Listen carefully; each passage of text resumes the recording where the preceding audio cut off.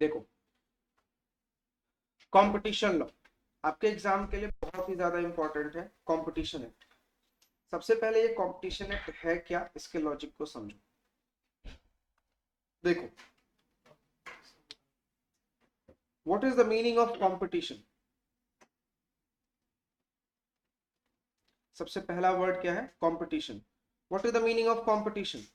और एक competition act क्यों लाया गया इंडिया में?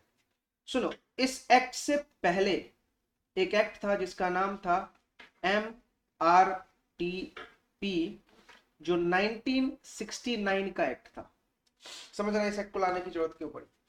MRTP का full form monopoly restrictive trade practice. ठीक है, वर्ड मैंने क्या लिखा है? मोनोपोली। हमने इकोनॉमिक्स में मोनोपोली का मतलब समझा था। क्या समझा था? नंबर ऑफ बायर ज्यादा है और नंबर ऑफ सेलर कम है। नंबर ऑफ बायर ज्यादा है, नंबर ऑफ सेलर कम है, तो हम इस कंसेप्ट को क्या बोलते हैं? मोनोपोली। मोनोपोली में जो सेलर होता है वो किसी भी बायर से डिफरेंट अमाउंट चार्ज करता है। हर एक बायर से अलग अलग अमाउंट चार्ज करता है डिपेंडिंग अपॉन कि वो कितना पे करने को तैयार है। क्लियर? एक फ्लैट प्राइस नहीं होता था। ये एक्ट 1969 का था और आप सबको पता होगा 1991 में इंडिया में क्या आया था?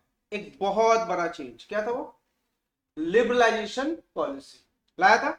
जब हमने लिबरलाइजेशन पॉलिसी लाया तो हमारा मूवमेंट क्या हुआ?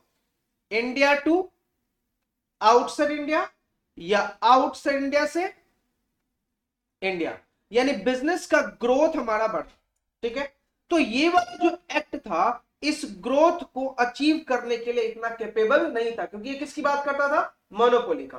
और मोनोपोली से नुकसान किसका होता था? लॉस किसका होता था? तो कस्टमर का। किसका लॉस होता था? कस्टमर का। लेकिन आज के दिन हम इंडियन मार्केट में क्या बोलते हैं? Customer is a God. Customer क्या है? भगवान। अगर आप कस्टमर को बेनिफिट देते हो तो ही कस्टमर क्या होगा? आएगा, अदरवाइज कस्टमर नहीं आएगा। तो कंपटीशन एक्ट लाने की इसलिए जरूरत पड़ी कि अगर नंबर ऑफ सेलर हम बढ़ा दें तो इसका डायरेक्ट बेनिफिट किसको मिलेगा? कस्टमर। डायरेक्ट बेनिफिट किसको मिलेगा? कस्टमर। ठीक है, तो कंपटीशन एक्ट लाने का पर्पस ये था कि हम इनहैंस करना चाहते हैं कंपटीशन। इनहैंस करना चाहते हैं क्या? कंपटीशन। कहां पे? लोकल मार्केट में भी और इंटरनेशनल मार्केट में भी। इंडियन मार्केट में भी कंपटीशन इनहैंस करना चाहते हैं और इंटरनेशनल मार्केट में भी कंपटीशन इनहैंस करना चाहते हैं। इसका डायरेक्ट बेनिफिट किसको मिलेगा? कस्टमर। क्लियर है?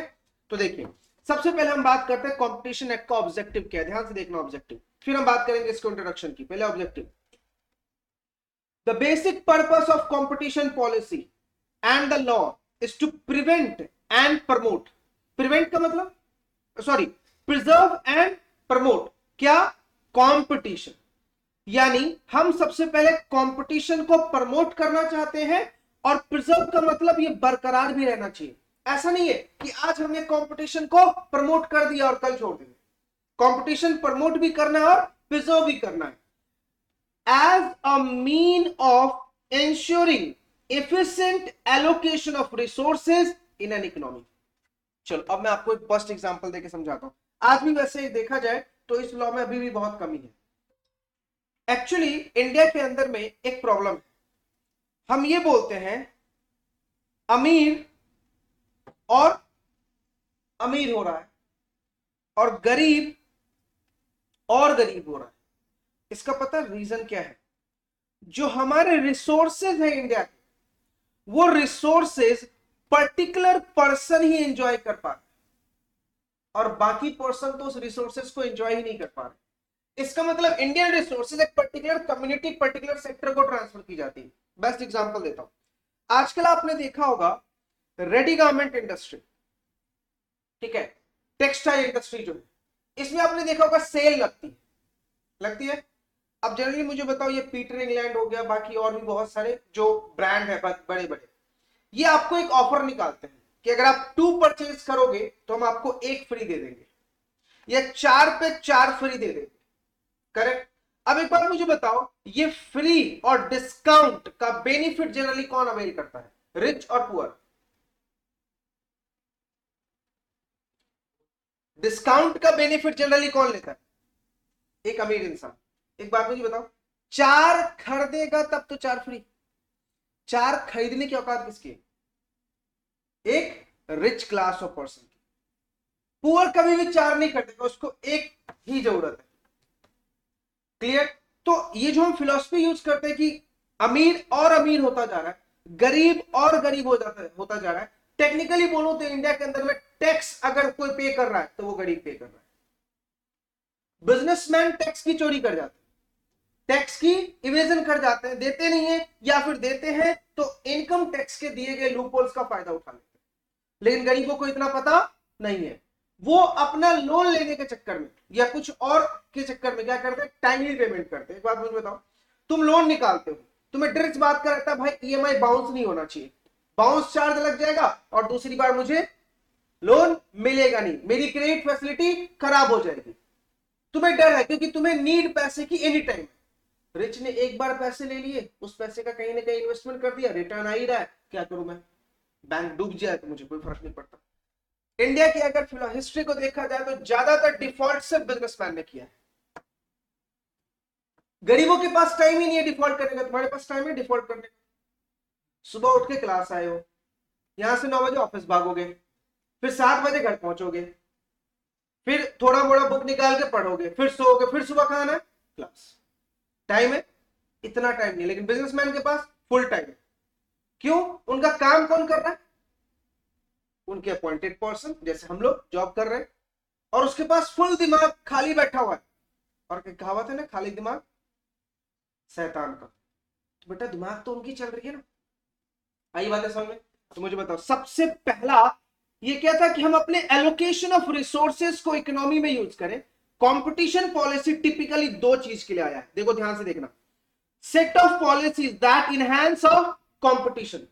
हमें एक ऐसी पॉलिसी बनानी है जो कंपटीशन को इनहैंस कर दे, and to prevent anti competitive business practice. इसके लिए अपन सेक्शन 3 पढ़ेंगे। आज की पूरी कहानी तो सेक्शन 3 पे है।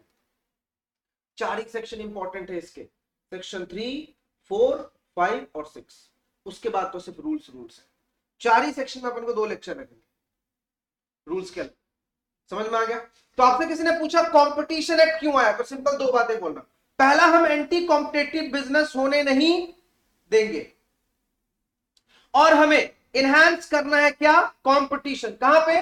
लोकल मार्केट में भी और इंटरनेशनल मार्केट में भी। लोकल मार्केट में भी और इंटरनेशनल मार्केट में भी। बताओ समझ में आया?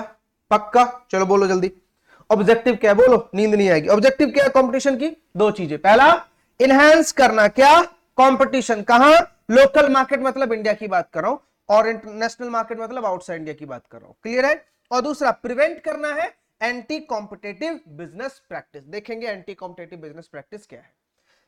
ये ऑब्जेक्टिव को ध्यान में रखते हुए 2002 में इस एक्ट को लाया गया। 2002 में इस एक्ट को लाया गया। अब बोलो हमें सिर्फ एक बात बताओ, इस ऑब्जेक्टिव से किसका भला होना है?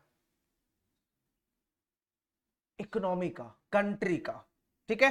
तो इस पॉलिसी से देखो क्या लिखा हुआ है, competition act to provide keeping in view of the economic development of the country for the establishment. अब इस चीज को करने के लिए हमने एक अथॉरिटी को अपॉइंट कर दिया। एक बात मुझे बताओ, हम कोई चीज करना चाहते हैं तो उसके लिए क्या होना चाहिए? एक्सपर्ट होना चाहिए, तभी तो वो गाइड करेगा हाउ टू डू।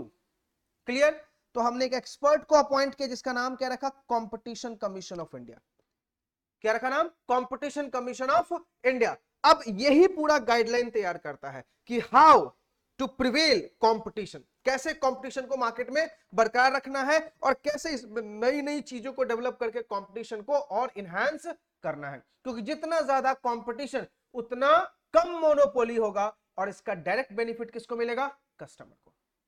क्लियर? एक बात मुझे बताओ, आपको लगता है पूरा एक्ट कस्टमर को बात कर रहा है कि हमें सिर्फ किसके बारे में सोचना है? कस्टमर के बारे में। कस्टमर को ज्यादा नुकसान नहीं होना चाहिए। आगे देखो क्या लिखा हुआ है। अच्छा, कमीशन का काम क्या है? प्रिवेंट प्रैक्टिस, ये रोकेगा कौन सी प्रैक्टिस को? Adverse effect on competition. अगर कोई ऐसा काम मार्केट में चल रहा है, ऐसा धंधा मार्केट में चल रहा है, या ऐसे मैनिपुलेशंस मार्केट में चल रहे हैं जिससे कंपटीशन इफेक्ट हो रहा है, तो कौन रोकेगा उसको? सीसीआई। कौन रोकेगा इसको? इसका नाम ऐसे याद रखना, CCI, full form competition commission of India, याद रहेगा। एंड इनका काम है प्रमोट करना एंड सस्टेन करना competition in the market to protect the interest of consumer and to ensure freedom of trade carried on by the other participants in the market in India and for the matter connected or incidental thereto। ठीक है, अब इस word को दोबारा से focus करो, बोलो competition act का मेन पर्पस क्या है? दो चीज। क्या मेन पर्पस? पहला, इनहैंस करना competition in the local market और नेशनल मार्केट। दूसरा, एंटी कॉम्पिटेटिव बिजनेस को रोकना। इससे फायदा क्या होगा? तो बोला इससे फायदा होगा कि कंट्री का डेवलपमेंट होगा। किसका डेवलपमेंट होगा? कंट्री का डेवलपमेंट होगा। अब इस डेवलपमेंट को देखने के लिए हमने किसको अपॉइंट किया? कंपटीशन कमीशन ऑफ इंडिया का, जिसका काम क्या है? रोकना क्या? ऐसा काम जो एडवर्स इफेक्ट करता है किसके ऊपर? कंपटीशन के ऊपर। एंड प्रमोट एंड सस्टेन करना क्या? कंपटीशन इन द मार्केट, जिससे किसका भला होगा? कंज्यूमर के इंटरेस्ट का भला होगा। और साथ में यह भी देखना है कि जो भी इंटरप्राइजेस बिजनेस करने को आ रहा है उसको एक फ्रीडम मिले। क्या मिले? फ्रीडम मिले। किस चीज का? बिजनेस करने के लिए। और बिजनेस करने के लिए इससे कनेक्टेड और इंसिडेंटल मैटर जो है वो सब देखना किसका काम है? कंपटीशन का। ठीक है, तो सुनो, अगर मान लो कभी तुम्हें प्रेजेंटेशन तैयार करने को बोले कि बेटा बता प्रेजेंटेशन कैसे लिखे कंपटीशन में, तो सबसे पहले यही पैराग्राफ लिखना। क्लियर है? बोलो, लास्ट टाइम बोलो, कैसे लिखोगे? पहले क्या लिखेंगे? Competition act has came in India with the two objective. पहला, enhance competition in local as well international market। दूसरा, prevent anti-competitive business। For this purpose, Central Government of India has appointed CCI, Competition Commission of India। Competition Commission of India जिसका काम क्या है? पहला, prevent करेंगे ऐसा काम, रोकना जो एडवर्स इफेक्ट डालता है किसके ऊपर? कंपटीशन से, जिससे प्रमोशन, जिससे बेनिफिट क्या होगा? कंज्यूमर को बेनिफिट मिलेगा, कंज्यूमर के इंटरेस्ट का ध्यान रखा जाएगा। और साथ में सिर्फ कंज्यूमर के इंटरेस्ट का ध्यान ही रखेंगे, बिजनेसमैन के इंटरेस्ट का भी ध्यान रखेंगे। एक बात मुझे बताओ, तुम 3 लोग हो, इसका ऑलरेडी टेक्सटाइल का बिजनेस है दादर में, करेक्ट? ये चाहेगा कि दादर में कोई और प्लेयर आए? नहीं ना। क्यों? 10 साल से धंधा चला रहा है और अचानक से तुम दोनों आके धंधा खोलना चाहते हो, ये क्या चाहेगा? नहीं। क्यों? तुम दोनों के आते ही क्या बढ़ जाएगा? कंपटीशन। कल तक ये मार्केट में सिंगल प्लेयर था, अभी क्या आ जाएगा? कंपटीशन। ये आने देगा? अब अगर ये तुम्हें रोक रहा है, मतलब बैरियर्स लगा रहा है कि भाई तू मत आ, तो कौन तुम्हारी हेल्प करेगा? सीसीआई। कि नहीं, आपको रोका नहीं जाएगा, आप आओ बिजनेस करने के लिए। तो देखो, ये जो एक्ट है ये दोनों को बैलेंस कर रहा है। किसको? कंज्यूमर को भी और एंटिटीज को भी या इंटरप्राइजेस को भी। याद रहेगा? पक्का? चलिए, अब इसमें कुछ डेफिनेशंस है, तो जो काम का डेफिनेशन है पहले हम वो पढ़ेंगे। सबसे पहला डेफिनेशन अपन पढ़ने वाले हैं कार्टेल। ठीक है, समझो कार्टेल का मतलब क्या है। इसको ऐसे ही चार्ट में याद रखना तो तुम्हें याद रहेगा अच्छे से। कार्टेल, कार्टेल का मतलब होता है एसोसिएशन। क्या होता है? कार्टेल का मतलब क्या है? एसोसिएशन। एसोसिएशन का मतलब ग्रुप। सर किसका ग्रुप है ये? तो बोला प्रोड्यूसर का, सेलर का, डिस्ट्रीब्यूटर का, ट्रेडर का, सर्विस प्रोवाइडर का। क्लियर है? किसका ग्रुप है? प्रोड्यूसर का। बोलो, प्रोड्यूसर का, सेलर का, डिस्ट्रीब्यूटर का, ट्रेडर का, सर्विस प्रोवाइडर का। सर इन्होंने क्यों ग्रुप बनाया? ये लिमिट लगाना चाहते हैं, कंट्रोल करना चाहते हैं। क्या करना चाहते हैं? लिमिट लगाना चाहते हैं, कंट्रोल करना चाहते हैं। किस चीज को sir? Production, distribution, sale, price. किस चीज का? 2 चीज का, गुड्स एंड सर्विस का। याद हो रहा? एग्जाम में बस अपनी सेंटेंस में लिखना है इसको। बोलो, कार्टेल क्या है? एसोसिएशन। तो पहला क्या याद रखोगे? कार्टेल इज अ किसका सर? बोलो, producer, supplier, distributor, trader, service provider. Clear है? क्या करते हैं ये? लिमिट लगाते हैं और कंट्रोल करते हैं। किस चीज के ऊपर? प्रोडक्शन, डिस्ट्रीब्यूशन, सेल और प्राइस। ठीक है? किस चीज का? गुड्स एंड सर्विस का। याद हुआ? ठीक है? बोलोगे अमित सर ठीक है, करना क्या चाहते हैं ये? चलो अब इसको हम थोड़ा सा इकोनॉमिक्स में जाएंगे। मुझे बताओ, इकोनॉमिक्स में हमने पढ़ा था अगर डिमांड बढ़ेगी तो क्या होगा? प्राइस कम होगा या ज्यादा होगा? प्राइस भी ज्यादा होगा। यही पढ़ा था। अगर मान लो सप्लाई रोक दिया गया तो क्या होगा? डिमांड बढ़ जाएगी तो क्या बढ़ जाएगा? प्राइस बढ़ जाएगा। तो सुनो, तुम तीन मान लेते हैं, प्रोड्यूसर हो, सप्लायर हो, डिस्ट्रीब्यूटर हो। तुम तीनों ने एक मीटिंग की, करेक्ट है, और तुम तीनों ने रोक लगा दिया कि अपन सप्लाई के ऊपर लिमिट लगा देते, इससे ज्यादा सप्लाई नहीं करेंगे। जब मार्केट में सप्लाई की स्कार्सिटी हो जाती है, अब सप्लाई फुलफिल नहीं होगा, तो लोग उस चीज को हाई प्राइस में ही परचेज करने को तैयार हो जाएंगे। और इंडिया तो इसमें मास्टर है, इंडिया इसमें मास्टर है। बहुत बेस्ट एग्जांपल दूंगा। रिसेंटली टमाटर के भाव बढ़ गए थे, बढ़े थे, अभी 2 महीना हुआ है, कुछ 1 महीना, टमाटर के भाव बढ़ गए। इंडियंस जो है ना, अपनी ईगो सेटिस्फाई करने के लिए, बाजू वाले को दिखाने के लिए, टमाटर खरीद के थैली में लेके जाते थे और चिढ़ा चिढ़ा के दिखाते थे। 200 रुपए भी खरीदा, 120 भी खरीदा। अब मुझे बताओ, जब ऐसी हरकतें कस्टमर करेंगे तो सिंपल से क्या बात होगा? प्राइस बढ़ना ही बढ़ना है।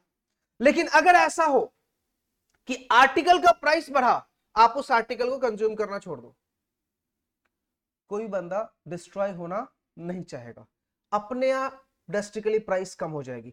ऐसी टेंडेंसी आउटसाइड इंडिया में चलती है। इंडियंस के पास बहुत पैसा है, इंडियंस के पास बहुत पैसा है, वो गवर्नमेंट से लड़ना ही नहीं चाहते, गवर्नमेंट से सवाल नहीं करना चाहते। गवर्नमेंट से एक ही इंसान लड़ रहा होता है, वो है पुअर।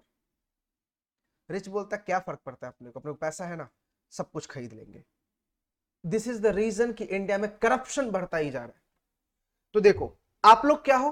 प्रोड्यूसर हो, सप्लायर हो, डिस्ट्रीब्यूटर हो, ट्रेडर हो, सर्विस प्रोवाइडर हो। आपने दो चीज के ऊपर लिमिट लगा दी, लिमिट और कंट्रोल कर दिया। किसके ऊपर? प्रोडक्शन, डिस्ट्रीब्यूशन, सेल और प्राइस के ऊपर। तो इससे क्या होगा बेटा? गुड्स एंड सर्विस की डिमांड बढ़ जाएगी, और डिमांड बढ़ जाएगी तो प्राइस। लेकिन पता है कार्टेल किस पर्पस के लिए आया था?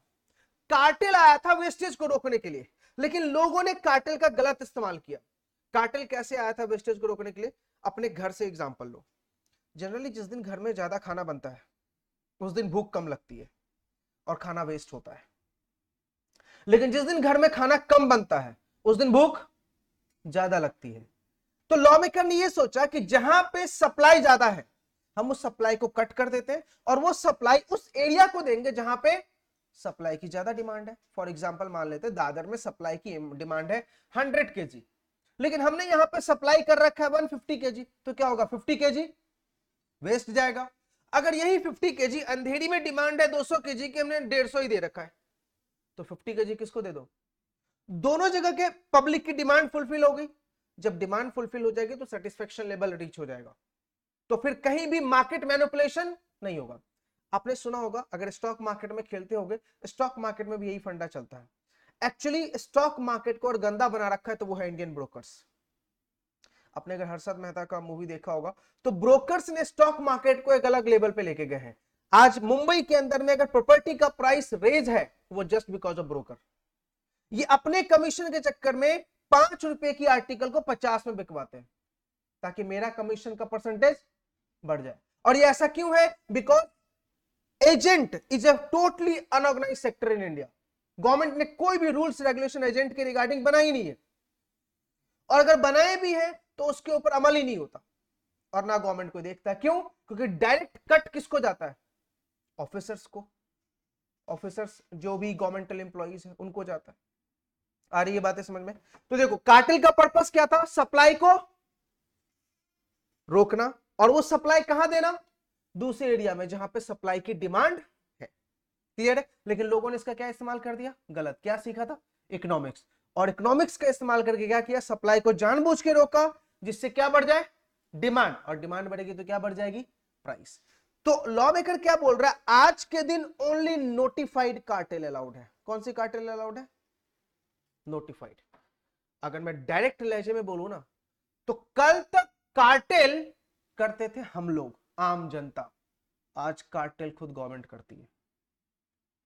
गवर्नमेंट को कभी भी प्राइस ज्यादा कमाई गुजारा नहीं होता। तुम्हारी कमाई हो रही थी, गवर्नमेंट ने बोला हमें तो कुछ कट ही नहीं मिल रहा, हम भी आएंगे इसमें।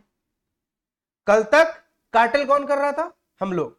आज के दिन कार्टेल कौन करती है? गवर्नमेंट खुद करती है।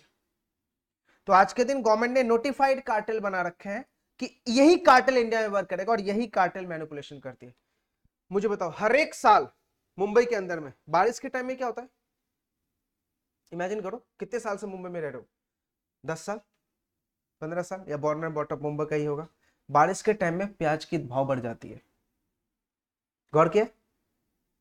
क्योंकि महाराष्ट्र में मछली खाने वालों की हब है, और उड़ीसा। और मछली के लिए सबसे मेन इंग्रेडिएंट्स क्या होता है? ओनियन। अब क्या होता है, बारिश के से पहले लोग ओनियन की होर्डिंग करना शुरू कर देते हैं। और बारिश के टाइम में क्या होता है, मार्केट धीमा रहता है क्योंकि ट्रांसपोर्टेशन कम हो जाती है।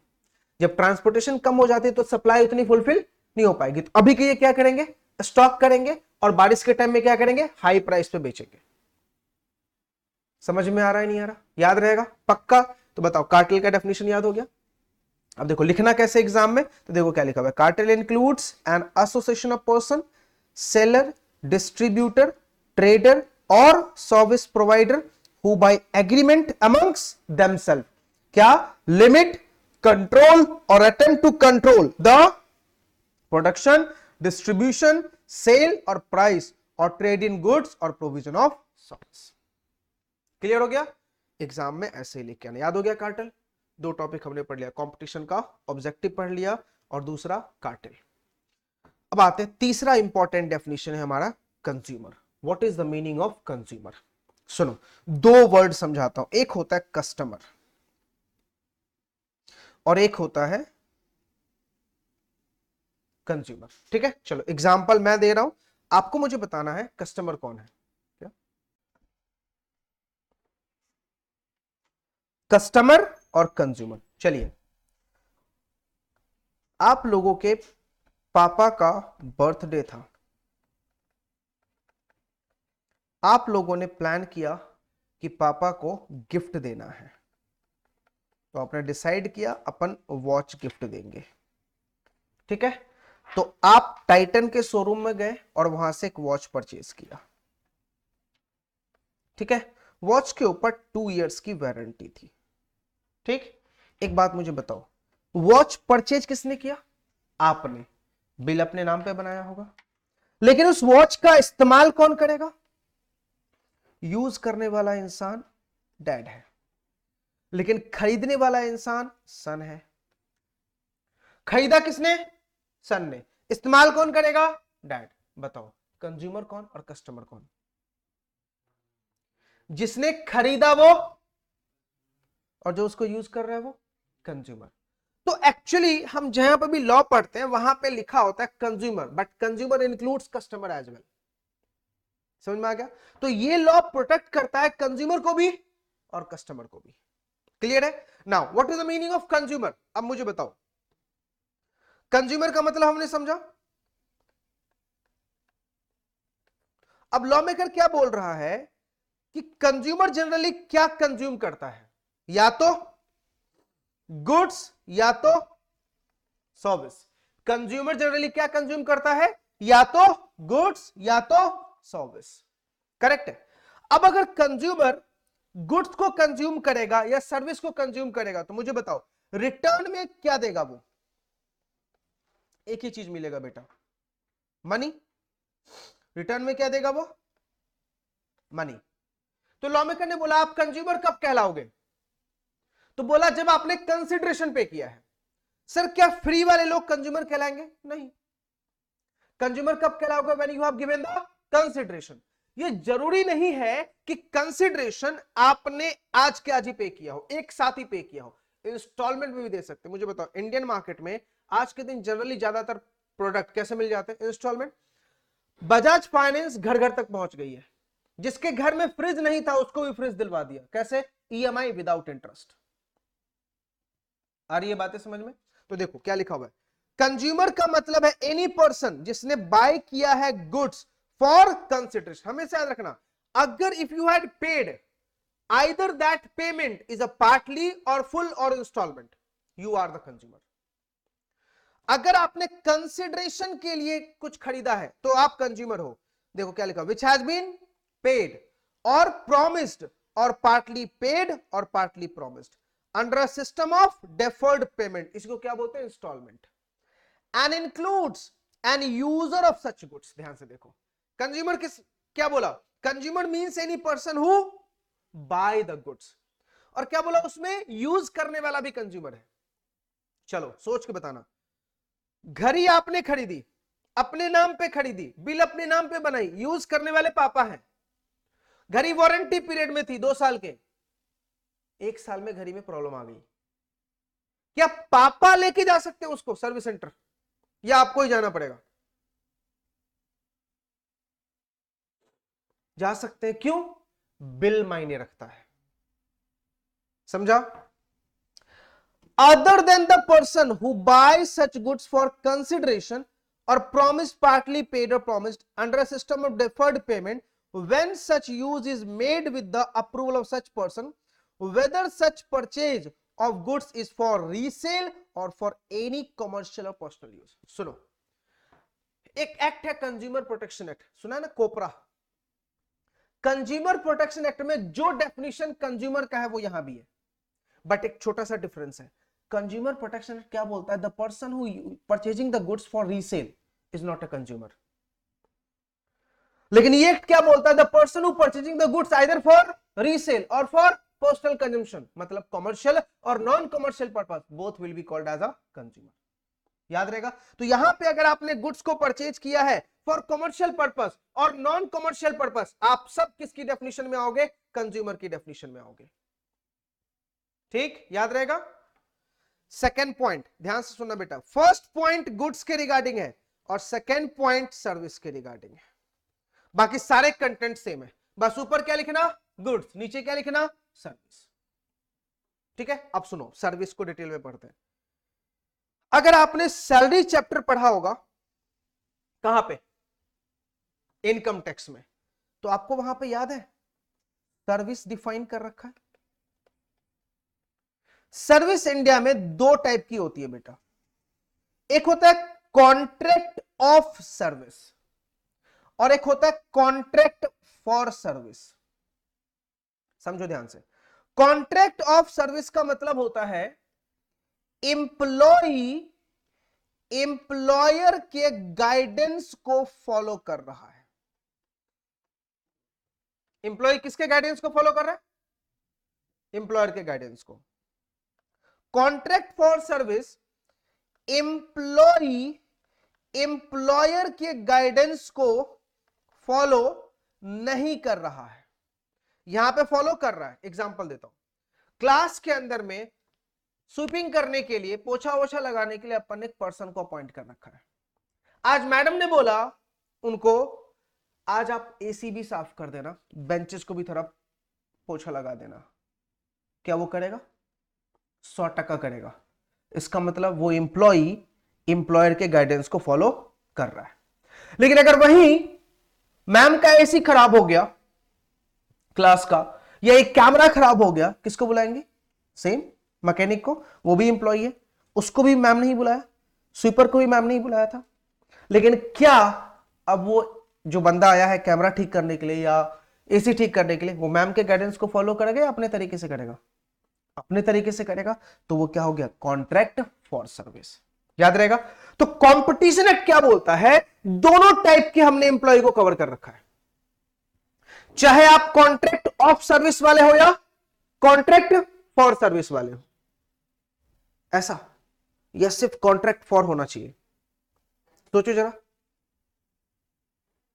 आपके हिसाब से कॉन्ट्रैक्ट ऑफ होना चाहिए या कॉन्ट्रैक्ट फॉर होना चाहिए? ऑफ। एक बात मुझे बताओ, मैडम ने पर्सन को अपॉइंट किया, मैडम जैसा बोलती गई पर्सन वैसा ही काम करेगा, क्या कोई डिस्प्यूट के चांसेस है? आपने अपने घर में किसी पर्सन को अपॉइंट किया, आप जैसा बोलते गए वैसा वो काम करता गया, is there any chance of dispute? कैसे? नहीं नहीं, वो नहीं बोल रहा मैं ये बोल रहा हूं कि आपको जैसे अपॉइंट किया गया वो जैसा जैसा बोल रहा है। फॉर एग्जाम्पल आप सब जॉब करते हैं, बॉस ने बोला कि बेटा आज तुझे ये काम करना है, तूने वही काम किया, क्या कुछ गलत किया? जो तुझे बताया गया वही किया, उसमें कोई गलती हो गई तो नुकसान किसका? बॉस का। आप ही ने मुझे बोला था, आपने जैसे बताते गए वैसे मैं करता गया, तो डिस्प्यूट के कोई चांसेस ही नहीं है। लेकिन अगर मैम ने जो एसी वाले को बुलाया था वो एसी ठीक करने के लिए आया और अंदर स्क्रू ड्राइवर छोड़ के चला गया, एसी चलाते ही खराब हो गई, ब्लास्ट कर दी, अब क्या मैम उसको ब्लेम करेगी? 100% ब्लेम करेगी। क्यों? क्योंकि भैया मैंने तुझे कोई गाइडेंस नहीं दिया था, तू अपने अकॉर्डिंग से काम कर रहा था। तो एक बात मुझे बताओ, इस एक्ट में आपको क्या लगता है कौन आना चाहिए, कॉन्ट्रैक्ट ऑफ वाला या कॉन्ट्रैक्ट फॉर वाला?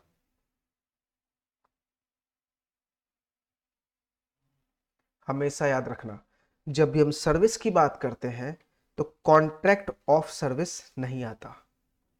कौन आता है? Contract for.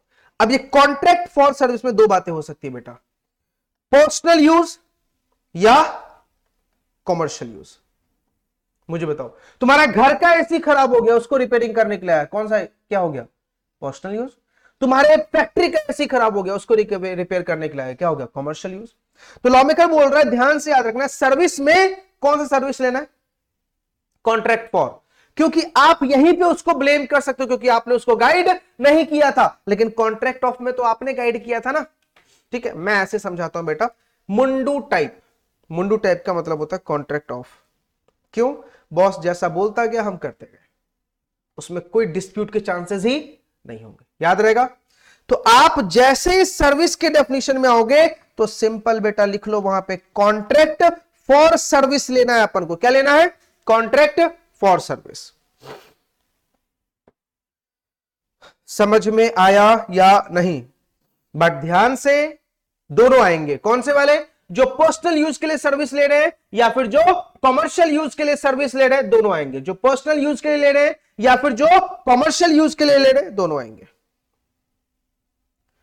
बताओ, सर्विस का डेफिनेशन क्लियर हुआ? अच्छे से दिमाग में गया सर्विस का definition?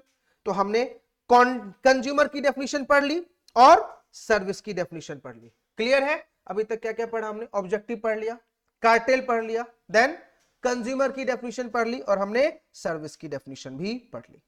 Clear? Now goods, same बेटा, सेल्स ऑफ गुड्स एक्ट वाला क्या पढ़ा था गुड्स में? Goods means every kind of movable property. क्या लिखा हुआ? Goods means goods as defined under sales of goods act 1930। बोला सेल्स ऑफ गुड्स एक्ट में जो गुड्स का डेफिनेशन है वो पूरा ले लो। तो सुनो, सेल्स ऑफ गुड्स एक्ट में क्या लिखा है, बोल रहा हूं मैं, लिखूंगा नहीं। Goods means every kind of movable property other than actionable claim, including standing timber, growing crops and grass, and साथ में सिक्योरिटीज। लेकिन शेयर्स और सिक्योरिटीज गुड्स के डेफिनेशन में तभी आएगा जब अलॉटमेंट होगा, एप्लीकेशन के टाइम पे नहीं। तो as per sales of goods act, goods means every kind of movable property. Now what is the meaning of movable? बताओ, what is the meaning of movable? Simple ऐसे बोलना, कोई भी ऐसा आर्टिकल जिसकी वैल्यू अर्थ से डिसमेंटल होने के बाद है तो वो क्या है? मूवेबल है। एक बात मुझे बताओ, एसी अभी क्लास में लगा हुआ है, इसकी मार्केट वैल्यू क्या है? 0। क्यों? क्यों ऐसा? क्योंकि अभी अर्थ से अटैच्ड है। इसकी मार्केट वैल्यू कब आएगी? जब ये डिसमेंटल होगा। समझा है नहीं समझा? तो एसी का स्टेटस बिगिनिंग से ही क्या है? मूवेबल। पेड़, उसकी मार्केट वैल्यू कब रहेगी? पेड़ से अटैच होने के बाद या डिसमेंटल होने के बाद? डिसमेंटल होने के बाद, तो उसको हम क्या बोलेंगे? इट्स अ मूवेबल प्रॉपर्टी की बात करते हैं। लैंड, आपने मेरे से एक फ्लैट खरीदने का प्रॉमिस किया, मेरा फ्लैट दादर में है, ठीक है, और आप रहते हो विरार में, हम दोनों के बीच में कॉन्ट्रैक्ट हुआ। आपने क्या बोला? मैं फ्लैट तभी लूंगा जब फ्लैट दादर लेके आओगे। कैसे लेके जाऊं? जा सकता है क्या? मतलब फ्लैट की मार्केट वैल्यू कब होगी? जब तक वो अर्थ के साथ अटैच्ड है। लेकिन एसी की मार्केट वैल्यू क्या अटैचमेंट के साथ है? नहीं है। कब होगा? जब ये डिसमेंटल होगा। मैंगो जब तक पेड़ पे लगा हुआ है कोई वैल्यू है? नहीं। जब तक पेड़ से टूट के मार्केट एरिया में नहीं आएगा उसकी वैल्यू नहीं होगी। तो इसलिए हम क्या बोलते हैं, मैंगो का स्टेटस क्या है, मूवेबल। बिल्डिंग का स्टेटस क्या है, इमूवेबल, क्योंकि इसकी मार्केट वैल्यू अर्थ से अटैच्ड होने के बाद ही है। याद रहेगा। तो मूवेबल का सिंपल डेफिनेशन कैसे याद रखोगे, कोई भी ऐसी आर्टिकल जिसकी वैल्यू डिसमेंटल होने के बाद है तो बिगिनिंग से उसका स्टेटस क्या है, मूवेबल। तो goods means every kind of movable property other than actionable claim. Now what is the meaning of actionable claim? A claim which gives you right to demand. A claim which gives you right to demand. कोई भी ऐसा claim जो तुझे right to demand दे दे उसको हम क्या बोलते हैं, it's a actionable claim. Right to demand का मतलब, बेस्ट एग्जांपल देता हूं, लॉटरी का टिकट तूने खरीदा, लेकिन तुझे क्लेम कब मिलेगा, जब वो नंबर आ जाएगा। जैसे ही नंबर आ गया, now it's a actionable claim, you can take an action.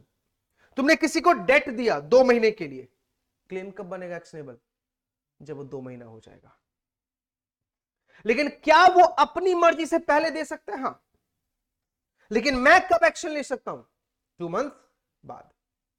आपका ईएमआई ड्यू होने के बाद ही एक्शन लेगा ना बैंक वाला, या ड्यू होने से पहले तेरे घर पे आ जाएगा मार पिटाई करने के लिए, भाई पैसा दे, नहीं, ड्यू होने के बाद। आपके घर में चेकबुक पड़ा हुआ है, उसके ऊपर किसी का नाम लिख दो, अमाउंट डाल दो, now it's become a actionable claim. समझा एक्शनेबल क्लेम का मतलब? तो बोलो डेफिनेशन बोलो। Goods means every kind of movable property other than including standing timber, growing crops and grass. And shares कब बनेगा, जब वो अलॉटमेंट होगा। याद रहेगा।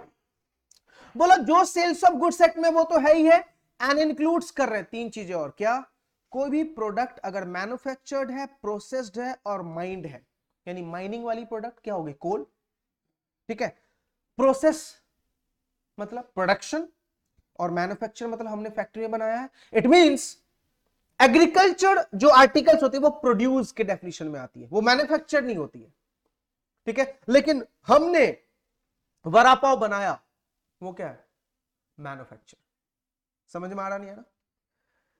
Debenture stock and shares after allotment, ये याद रखना। And in relation to goods supplied, distributed और control in India, goods imported into India, ये सब किसकी डेफिनेशन में आएगा, गुड्स। याद रहेगा। तो गुड्स की डेफिनेशन सिंपल याद करेंगे, सोगा वाला जितना भी है वो सब गुड्स है। सोगा के अलावा 3 चीजें और गुड्स है, कौन कौन सी, जो गुड्स आपने मैन्युफैक्चर की है, प्रोसेस्ड वाली है यानी प्रोडक्शन वाली है, या फिर माइंड वाली है। डिबेंचर स्टॉक या सिक्योरिटीज आफ्टर अलॉटमेंट, और इसके अलावा अगर कोई गुड्स इंडिया में इंपोर्ट की गई है या फिर कंट्रोल्ड फ्रॉम इंडिया है, ये सब किसकी डेफिनेशन में आएगा, गुड्स। क्लियर है। चलो हमने कितने डेफिनेशंस बेटा पढ़ लिए, बोलो। सबसे पहले हमने कंपटीशन एक्ट का ऑब्जेक्टिव पढ़ा, फिर कार्टेल पढ़ लिया, फिर कंज्यूमर पढ़ लिया, फिर सर्विस पढ़ लिया, और फिर गुड्स की डेफिनेशन पढ़ ली, ठीक है। अभी तक अपना डेफिनेशन वाला पार्ट खत्म नहीं हुआ, अभी और 3-4 डेफिनेशन है। अब आते हैं most important definition, that is enterprises, ठीक है। चलो ध्यान से एक एक वर्ड देखना। Enterprises means a person. अब इस वर्ड को समझो बेटा, enterprises means a person. Can I say it is a sole proprietor business. तो enterprises means a sole proprietor और department of government who or which is or has been engaged in any activity। ध्यान से बेटा, किसी भी type की activity में तू इंक्लूड है। तो एक बात मुझे बताओ, एक्टिविटी में अब लॉ मेकर ने बोला किसी भी टाइप का एक्टिविटी, तो एक्टिविटी में तो कुछ भी आ जाएगा, प्रोफेशन भी आ जाएगा, ऑक्यूपेशन भी आ जाएगा।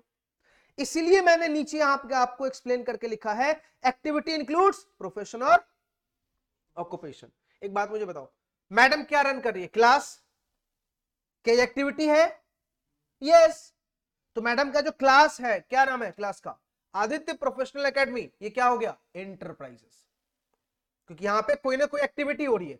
कौन सी एक्टिविटी हो रही है, सर्विस प्रोवाइड किया जा रहा है। आया समझ में। तो आ जाइए, एंटरप्राइजेस मींस अ पर्सन और a department of government who और which is or has been engaged in any activity relating to the production, storage, supply, distribution, acquisition or control of article or goods or the provision of service of any kind or in investment or in the business of acquiring, holding, underwriting or dealing with the shares, debenture or other securities, any body corporate either directly or through one or more of its unit or division or subsidiaries, whether such unit or division or subsidiary is located at same place where the enterprise is located or different place or different places. मतलब enterprises की definition में किसी भी type की activity आ गई, चाहे वो goods का हो या सर्विस का हो, चाहे, अब ध्यान से इन्होंने क्या बोला है, सेम प्लेस या डिफरेंट प्लेस। मुझे बताओ, मान लेते आदित्य प्रोफेशनल एकेडमी का मेन ब्रांच मुंबई दादर, ठीक है, अब इन्होंने मेन हेड ऑफिस, अब इन्होंने 4-5 ब्रांचेस खोल दिए, अंधेरी में भी डाल दिया, विरार में भी डाल दिया, वसई में भी डाल दिया, एक ही स्टेट के डिफरेंट प्लेसेस, बोला वो भी एंटरप्राइजेस है, वो भी क्या है, एंटरप्राइजेस है। तो जितनी भी जगह पे क्या हो रहा है, एक्टिविटी हो रहा है, वो सब क्या किसकी डेफिनेशन में आ जाएंगे, एंटरप्राइजेस। अब वो एक्टिविटी डिपार्टमेंट ऑफ गवर्नमेंट के फॉर्म में हो या नॉन गवर्नमेंट डिपार्टमेंट के फॉर्म में हो, कोई फर्क नहीं पड़ता, वो एक्टिविटी के डेफिनेशन में आएगा। तो मुझे बताओ, holding and subsidiaries also enterprises, हुआ नहीं हुआ, बिकॉज होल्डिंग कंपनी अलग है, सब्सिडरी कंपनी अलग है, तो वो किसकी डेफिनेशन में आ गया, एंटरप्राइजेस। लेकिन ध्यान से देखो क्या लिखा हुआ है, लेकिन हमने ऊपर क्या बोला, department of government is also enterprises. लेकिन अगर वही डिपार्टमेंट ऑफ गवर्नमेंट जो एक्टिविटी कर रहा है वो सोवरेन फंक्शन का है, कैसा है, सोवरेन फंक्शन का है, तो बोला वो एंटरप्राइजेस नहीं है। सोवरेन मतलब एक ऐसा काम जो ओनली गवर्नमेंट कर सकता है, जो ओनली गवर्नमेंट कर सकता है। मुझे बताओ, सड़क बनाना, उसके बाद एटॉमिक एनर्जी, करेंसी, डिफेंस, ये सब किसका काम है, ओनली हम आएंगे क्या, हम पैसा छाप सकते हैं, हम सड़क बना सकते हैं, तो बोला ये क्या है, सोवरेन फंक्शन। तो बोला सोवरेन फंक्शन अगर डिपार्टमेंट कर रही है तो वो एंटरप्राइजेज नहीं। बातें समझ में आ रहा नहीं आ रहा, पक्का?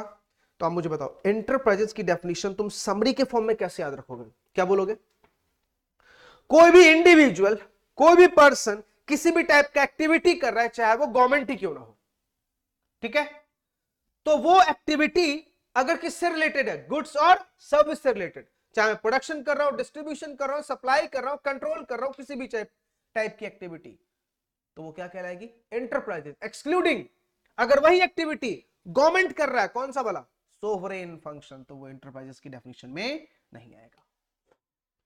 याद रहेगा? बताओ, एंटरप्राइजेज की डेफिनेशन याद हो गई, क्लियर? अब देखो, इसको हम समराइज करके आराम से लिख सकते हैं, अब चाहे तो इसको समरी बना के लिखो, याद हुआ, पक्का? चलो बताओ, कौन कौन से डेफिनेशन अभी तक पढ़े, ऑब्जेक्टिव पढ़ लिया, कंज्यूमर सॉरी कार्टेल, फिर कंज्यूमर, फिर सर्विस, फिर गुड्स, और अभी क्या कंप्लीट किया अपन ने, एंटरप्राइजेस। ठीक, चलिए अब आ जाओ, जो आपको सबसे परेशान करेगा वो ये है मार्केट। एक बात मुझे बताओ, हमें पूरा चैप्टर का नाम क्या है, कंपटीशन। अच्छा, कंपटीशन होगी कहां, घर में तो होगी नहीं, किधर होगी, घर के कंपटीशन से मुझे क्या लेना देना, कंपटीशन कहां होगी, मार्केट में। आपसे एक सवाल है, what is the meaning of market, तो सिंपल क्या बोलोगे, मार्केट मीन्स अ प्लेस जहां पे दो लोग आते हैं, कौन, बायर और सेलर, किस चीज के लिए, बिजनेस पर्पस के लिए। जब बिजनेस पर्पस के लाएंगे तो ही मार्केट होगा या नॉन बिजनेस पर्पस भी होगा, इस एक्ट के अंदर में दोनों कवर्ड है। बस हम क्या होने चाहिए, बायर होने चाहिए और सेलर होने चाहिए, और हम कुछ ना कुछ डीलिंग कर रहे हैं, कुछ ना कुछ एक्टिविटी कर रहे हैं, तुम क्या बोलेंगे, it's a market. But department ने क्या बोला, सुन सुन सुन बेटा, हमने मार्केट को दो पार्ट में डिवाइड किया है। एक होता है, अच्छा हाँ, अब देखो मार्केट में तो सब कुछ है, बहुत चीजें हैं मार्केट में, क्या हम सारे मार्केट को लेंगे, बोला ना, हमें सिर्फ लेना है रेलेवेंट मार्केट। क्या लेना है, हमने पूछ दिया सर रेलेवेंट का मतलब क्या, तो बोला एक ऐसा मार्केट जो कंपटीशन एक्ट के लिए ही रिकॉग्नाइज किया गया, उसको हम बोलते हैं रेलेवेंट। हमें सारे मार्केट नहीं लेने हैं, सिर्फ कौन से मार्केट लेने हैं, रेलेवेंट। तो देखो रेलेवेंट की डेफिनेशन इन्होंने क्या लिखा है, relevant market means the market which may be determined by the Competition Commission of India with reference to the both the markets। मतलब इसको रेलेवेंट का नाम किसने दे रखा हो, कंपटीशन कमीशन ऑफ इंडिया ने। कंपटीशन कमीशन ऑफ इंडिया क्या बोल रहा है, मैं सारी मार्केट को थोड़ी कंसीडर करूंगा, मैं सिर्फ इस एक्ट के रिकॉग्नाइज्ड मार्केट को ही लूंगा। अब लॉ मेकर ने इस एक्ट के अंदर में रेलेवेंट मार्केट को दो पार्ट में डिवाइड कर दिया, बहुत ध्यान से देखना, relevant geographic market, relevant product market. क्या है, रेलेवेंट ज्योग्राफिक मार्केट और relevant product market. Now what is the meaning of relevant geographic market और रेलेवेंट प्रोडक्ट मार्केट, सुनना, बहुत ही बेस्ट एग्जांपल देता हूं। बोला कोई भी ऐसा मार्केट, कोई भी ऐसा मार्केट जहां पे एवरी प्रोडक्ट का ऑल्टरनेटिव अवेलेबल है, हर एक प्रोडक्ट का ऑल्टरनेटिव अवेलेबल है, तो हम बोलेंगे it's a relevant product market. Clear है? जैसे फॉर एग्जांपल हम घर से माइंड बना के गए थे कि आज एक शर्ट परचेज करके लाऊंगा, लेकिन वहां पे जाके शर्ट पसंद नहीं आया, टी शर्ट उठा के लेके आ गए। क्या प्रोडक्ट का ऑल्टरनेटिव अवेलेबल था? यस। हम घर से प्लान बना के गए थे कि आज क्लोजअप का टूथपेस्ट लेके आएंगे, लेकिन वो नहीं मिला, तो हमने रामदेव बाबा का टूथपेस्ट उठा के लेके आ गए। प्रोडक्ट का ऑल्टरनेटिव अवेलेबल है। क्लियर है? तो याद कैसे रखोगे, कोई भी ऐसा मार्केट जहां पे एवरी प्रोडक्ट का क्या अवेलेबल है, ऑल्टरनेटिव, तो हम क्या बोलेंगे, इट्स अ प्रोडक्ट मार्केट। ठीक है, नेक्स्ट पॉइंट बहुत ध्यान से सुनना, कोई भी ऐसा मार्केट जो एक पर्टिकुलर टेरिटरी या ज्योग्राफी में ही लगती है, उसी एरिया में अवेलेबल होगा। बेस्ट एग्जांपल, एक बात मुझे बताओ, तुम्हारे घर में शादी है या फंक्शन है, वेजिटेबल लेना है या फूल वगैरह लेना है, कौन से मार्केट में आओगे? पूरी मुंबई में, दादर। क्यों? हब मार्केट तो यही है ना। अगर मुझे फंक्शन है और मुझे वेजिटेबल लेना है, यही एक ऐसा मार्केट है जहां पे मुझे मॉर्निंग के टाइम में सबसे सस्ते भाव में मिल जाएगा, तो हब है। अब मुंबई के अंदर में जितने भी सप्लायर होंगे, वेजिटेबल सेलर होंगे, वो सबसे पहले कहां आते होंगे? दादर। सुबह आर्टिकल परचेज किया और फिर पूरे दिन वही आर्टिकल को वो सेल करेंगे, तो ये क्या हो गया? ज्योग्राफिक मार्केट हो गया। एक पर्टिकुलर एरिया और एक पर्टिकुलर टेरिटरी में ही लगाई जाती है, इसको हम बोलते हैं ज्योग्राफिक मार्केट। याद रहेगा पक्का? मुझे बताओ मुंबई के 2-3 मार्केट बताओ जो ज्योग्राफिक बेस है। फॉर एग्जांपल इलेक्ट्रॉनिक प्रोडक्ट लेना है तो जाते हैं ना, क्यों जाते हैं? क्यों? क्योंकि सर वहां पे आर्टिकल बहुत ही सस्ते दाम में मिल जाएगा और हमें बहुत सारे ऑल्टरनेटिव्स मिल जाएंगे। समझ में आ रहा नहीं आ रहा? याद रहेगा तो बताओ, मार्केट समझ में आया? तो ध्यान से बताओ, मार्केट में तो सब आएगा, लेकिन क्या कंपटीशन सारे मार्केट को कवर करेगा? नहीं, वो सिर्फ किसको कवर करेगा? जो उनके लिए रेलेवेंट है, और जिसको डिसाइड किसने किया है? सीसीआई ने। करेक्ट है? और सीसीआई ये कैसे डिसाइड करता है? 2 बेसिस पे। कौन कौन से? ज्योग्राफिक और प्रोडक्ट। ज्योग्राफिक में particular territory, particular area, particular location, और प्रोडक्ट में हर एक आर्टिकल का क्या अवेलेबल है? सब्स्टिट्यूट अवेलेबल है, ऑल्टरनेटिव अवेलेबल है। याद रहेगा पक्का? तो ये आपका खत्म हो गया डेफिनेशन ऑफ मार्केट। ठीक, चले आगे।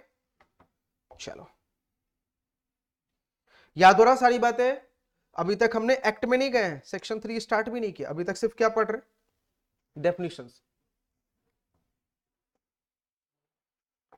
चलो, 2 डेफिनेशन और है, एक और ट्रेड का है और एक डेफिनेशन मैंने थोड़ा नीचे लिखा है। ट्रेड में देखो क्या लिखा है, trade means any trade business, industry, profession और occupation relating to the production, supply, distribution, storage, control of goods and includes the provision of any service। Trade का मतलब क्या है? Any trade business, industry, profession, occupation relating to the production, supply, distribution, storage, control of goods and include the provision of services. ये तो हमने ऊपर ही पढ़ लिया था। किसमें? एक्टिविटी। एक्टिविटी का मतलब ही क्या पढ़ा था? किसी भी टाइप की एक्टिविटी, चाहे वो गुड्स से रिलेटेड हो या सर्विस से रिलेटेड।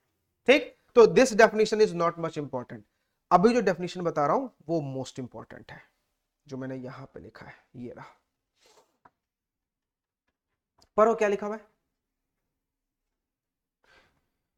पेज नंबर है आपका 34 पे, क्या लिखा हुआ है पढ़ो। बेड, बेड रिगिंग्स, बेड रिगिंग्स, समझो ये टॉपिक है क्या।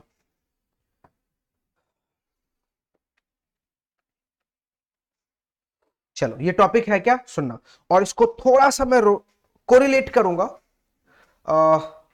फार्मर बिल से। अभी फार्मर बिल अपोज हुआ था, है ना, कुछ साल पहले फार्मर बिल आई थी, 1 साल पहले, जिस फार्मर बिल को फार्मर्स ने दिल्ली में धरना वगैरह दे के, सड़क वगैरह जाम करके अपोज करवाया था, समझा। तो और एक्चुअली वो अपोज हुआ नहीं था, मजबूरी में किया गया था, क्योंकि मुझे यूपी का वोट बैंक जीतना था। अगर यूपी उस टाइम यूपी का इलेक्शन नहीं होता तो फार्मर कितना भी कुछ कर लेते, वो बिल अपोज ही नहीं होता। हमारी इंडियन गवर्नमेंट अभी जो भी प्लानिंग करती है ओनली फॉर वोट बैंक, उनको मतलब नहीं है कि कंट्री में क्या चल रहा है, सिर्फ किसके लिए होती है? Vote bank. एग्जांपल देके समझाता हूं कैसे हुआ था ये। पहले बिड रिंग्स का मतलब समझो, पहले सेंटेंस पढ़ता हूं फिर एग्जांपल दूंगा। देखो क्या लिखा है, bid rings means any agreement between enterprises और पर्सन एंगेज इन आइडेंटिकल और similar product or trading of goods or provision of service which has the effect of eliminating or reducing competition for bids or adversely affecting or manipulating the process for bidding। चलो अब इस line को समझते हैं, सुनो। आप 3 लोग, तीनों का नाम रखता हूं ए, बी और सी। आप 3 इंडिया के टॉप मोस्ट ट्रेडर में आते हो, ठीक है, और आपकी बिजनेस बहुत वर्सटाइल है, बहुत बड़े बिजनेस है, ठीक, आप बहुत बड़े टाइकून माने जाते हो इंडिया के। एग्जांपल ले लेते हैं, रिलायंस, टाटा और बिरला, ये 3 बहुत बड़े टाइकून है, करेक्ट। आप ये 3 हो। अब आप तीनों ने मिलके एक मीटिंग बुलाई, और मीटिंग में आप लोगों को आगे कॉन्ट्रैक्ट करना था किसी थर्ड पार्टी के साथ या बहुत लार्ज पब्लिक के साथ। जैसे मान लेते हैं आप तीनों का मीटिंग था फार्मर के साथ, ठीक है, आप लोग फार्मर से कॉन्ट्रैक्ट करने वाले थे गुड्स के रिगार्डिंग। आप तीनों ने फार्मर से मीटिंग करने से पहले अपनी मीटिंग बुलाई और डिस्कस की फार्मर के साथ कैसे डील करना। आप तीनों ने जब मीटिंग बुलाई ना, तो उसमें रिलायंस क्या बोलता है कि सुनो, अपन 3 जा रहे हैं और हम तीनों एक दूसरे के कॉम्पिटिटर्स हैं। देखो अगर हम आपस में लड़ेंगे तो फायदा नहीं होगा। अपन मूवी का एक ट्रिक अपनाते हैं जिसमें लास्ट में 2 विलन एक साथ मिल जाते हैं। किस लिए? ताकि हीरो को हम चैलेंज दे सके। ऑन द सेम लाइन अभी हम तीनों एक दूसरे के विलन हैं, ठीक है, और हमारे लिए हीरो यहां पे कौन है? फार्मर। अपन को फार्मर को चैलेंज करना है तो हम तीनों को साथ होना पड़ेगा। तीनों की जब मीटिंग हुई तो रिलायंस ने प्रपोजल रखा, टाटा ने और बिरला ने बोला ठीक है बताओ आगे क्या करना है। तो रिलायंस ने क्या बोला, सुनो जब हम कल फार्मर के साथ मीटिंग में जाएंगे और उनके प्रोडक्ट्स की परचेज की बिडिंग स्टार्ट होगी, ठीक है, तो हम लोग आज ही डिसाइड कर लेते हैं कि हमें प्राइस कितना रखना है,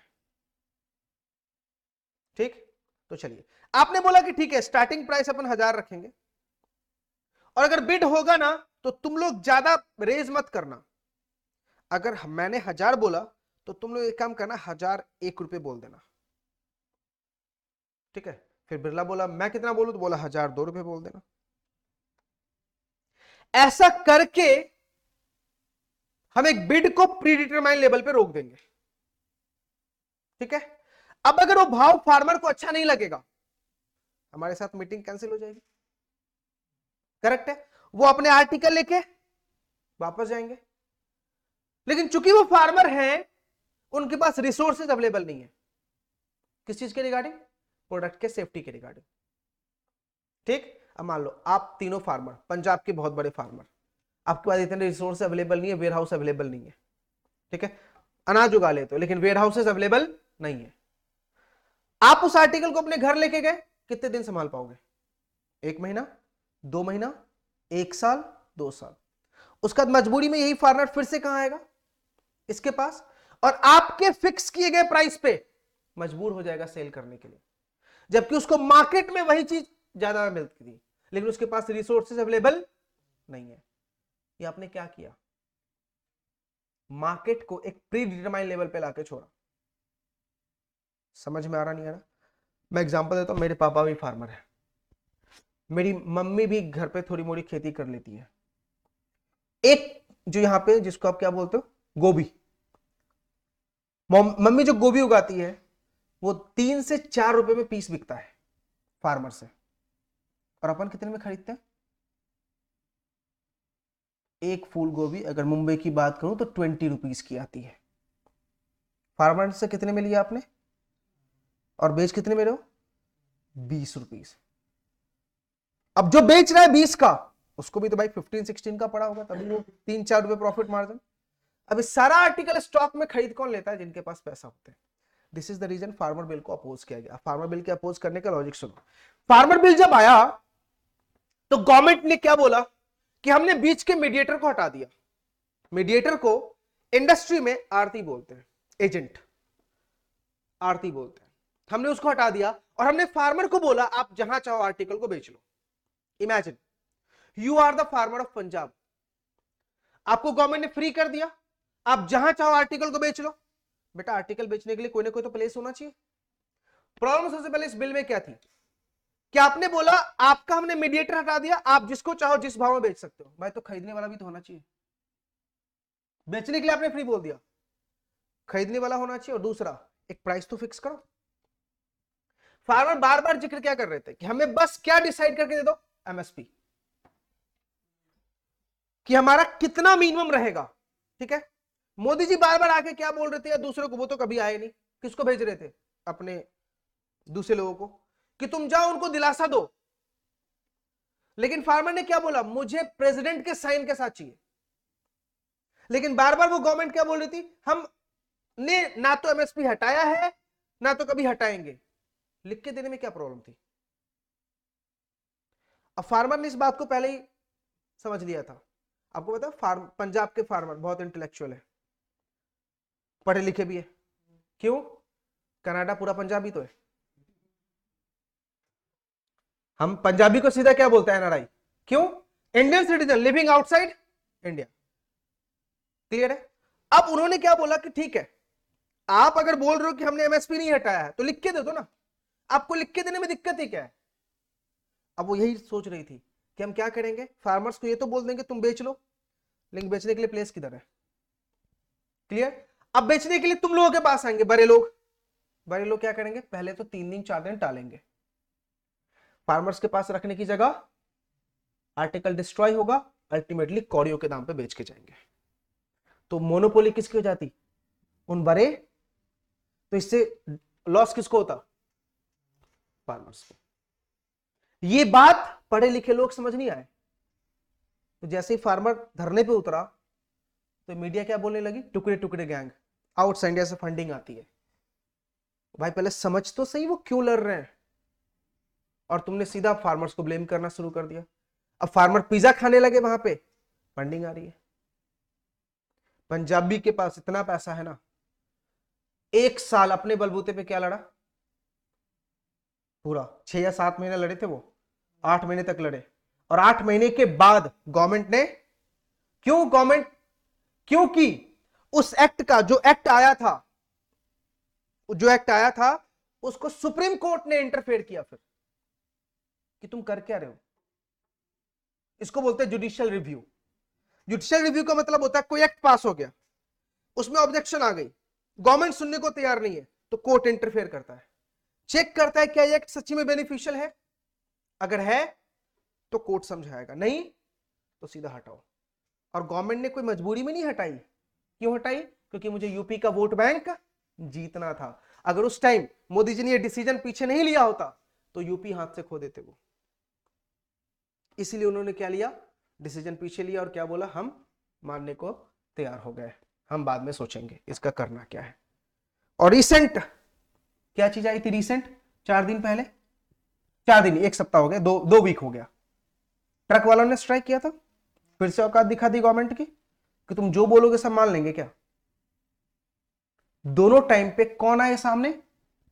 एक अनएजुकेटेड पर्सन। एजुकेटेड पर्सन के पास टाइम ही नहीं है, वो तो मुंडू टाइप बना हुआ है।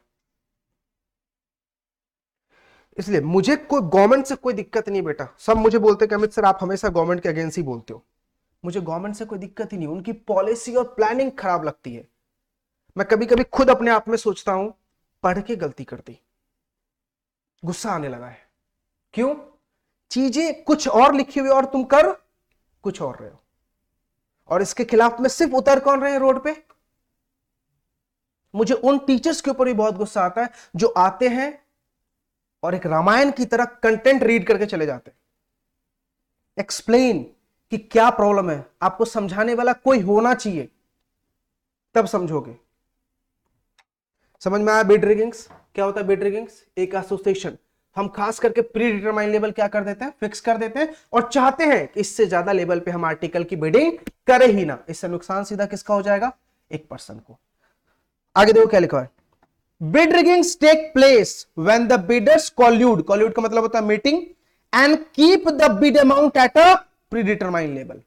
सच pre determination is by way of international manipulation by the members of the bidding group, and bidders could be actual or potential one, but they collude and act in a concert। कोई भी हो सकते हैं। और generally जो manipulations होती है वो फॉरेन मार्केट के थ्रू होती है, क्योंकि फॉरेन मार्केट हमेशा इंडिया को टैप करना चाहता है। क्यों? एक ही वजह से, इंडिया पॉपुलेशन का राजा है। और अगर तुमने इंडियन मार्केट को टैप कर लिया तो तुम्हारी बिजनेस कभी भी नहीं जाएगी, because India is a developing country, and developing country की परचेजिंग पावर ज्यादा होती है। क्यों होती है परचेजिंग पावर ज्यादा? क्योंकि हमें हमारी नीड अभी तक फुलफिल हो ही नहीं है। जिस दिन नीड फुलफिल हो जाएगी उस दिन हमारा परचेजिंग पावर क्या हो जाएगा? स्लो हो जाएगा। आ रही है बातें समझ में? पक्का? तो ये डेफिनेशन बेटा खत्म हो गया आपका बिड रिगिंग्स। बाकी इसका एक और पॉइंट है आगे, वो हम बाद में देखेंगे। अभी बिड रिगिंग्स का डेफिनेशन समझा? चलिए इसी के साथ हमारा डेफिनेशन का पूरा पार्ट बेटा खत्म। अब हम आएंगे इसके मोस्ट इंपॉर्टेंट टॉपिक्स के ऊपर। यहां से हमने शुरू किया था आज कंपटीशन एक्ट में। सबसे पहले हमने ऑब्जेक्टिव पढ़ लिया, उसके बाद हमने कार्टेल का डेफिनेशन पढ़ा, फिर हमने कंज्यूमर का डेफिनेशन पढ़ा, फिर हमने सर्विस का डेफिनेशन पढ़ा, फिर हमने गुड्स का डेफिनेशन पढ़ा, फिर एंटरप्राइजेस पढ़ लिया, फिर हमने मार्केट को समझा, फिर ट्रेड जो इतना इंपॉर्टेंट डेफिनेशन नहीं था, और फिर हमने यहां पे बिड रिगिंग्स को कंप्लीट किया। क्लियर? चलिए समझ में आया? अच्छा, 2 चीज रट के जाना, एक कार्टेल और एक बिड रिगिंग्स और एक एंटरप्राइजेस की डेफिनेशन शॉर्ट नोट्स में आ जाता है। रट्टा मार के जाना। क्या क्या रट के जाओगे? कार्टेल और बिड रिगिंग्स, एंटरप्राइजेस की डेफिनेशन, और एक और कर लेना कंज्यूमर।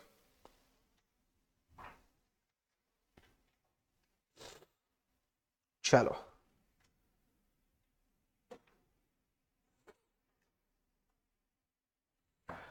नाउ अब शुरू करते हैं बेटा सेक्शंस।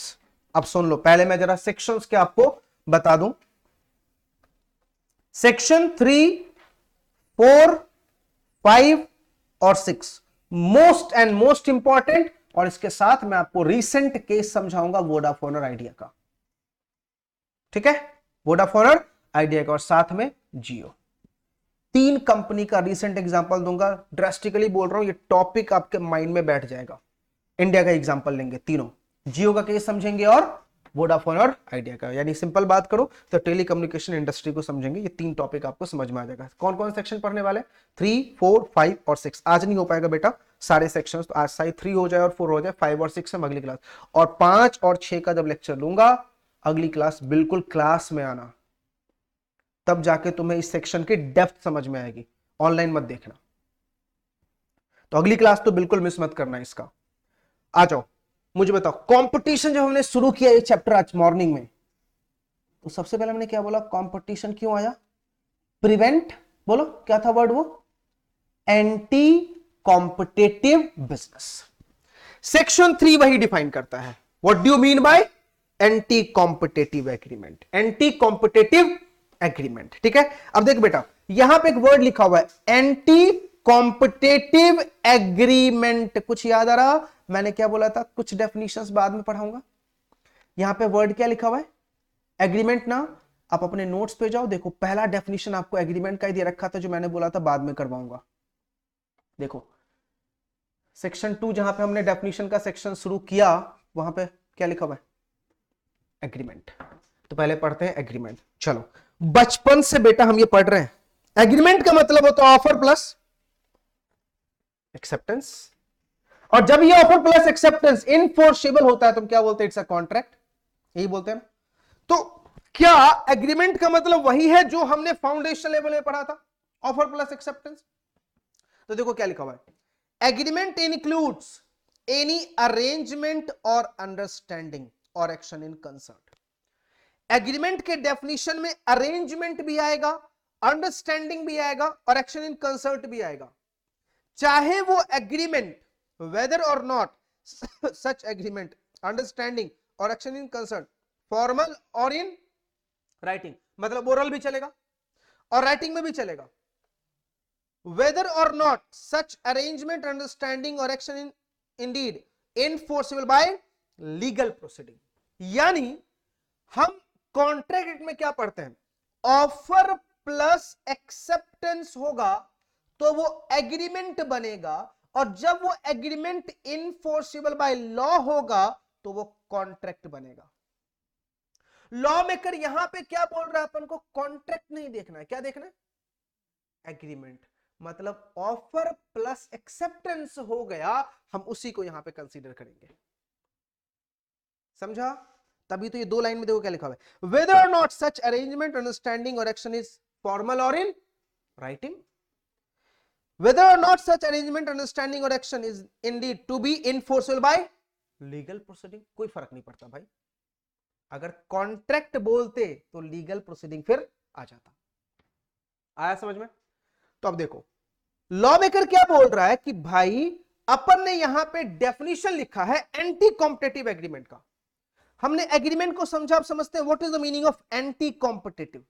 तो देखो पहला लाइन सबसेक्शन 1 क्या बोलता है, बोलता है कोई भी इंटरप्राइजेस या कोई भी एसोसिएशन ऑफ पर्सन वो एंटर नहीं कर सकता एग्रीमेंट में जिस एग्रीमेंट के थ्रू आप production, supply, distribution, storage, acquisition और कंट्रोल ऑफ गुड्स और प्रोविजन ऑफ सर्विस, जिसकी वजह से एप्रिशिएबल एडवर्स इफेक्ट होगा कंपटीशन के ऊपर। तो मुझे बताओ इस पूरे लाइन में अब क्या पढ़ना रह गया, what is the meaning of appreciable adverse effect, यही बोल रहा है ना पूरे लाइन में।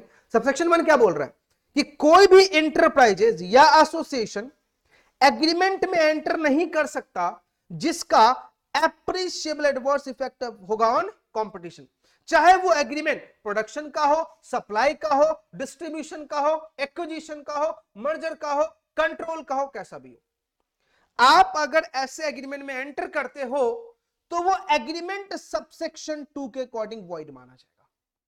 क्या माना जाएगा, वो एग्रीमेंट वॉइड माना जाएगा। चलो बताओ, क्या अभी तक हमने एंटी कॉम्पिटेटिव को जाना, नहीं जाना ना, सिर्फ क्या बोला कि अगर आपने एंटी कॉम्पिटेटिव एग्रीमेंट किया तो वो एग्रीमेंट वॉइड होगा। तो सबसेक्शन 1 क्या बोलता है, करना नहीं है, और सबसेक्शन 2 क्या बोला, कर भी दिया तो क्या मान लूंगा मैं।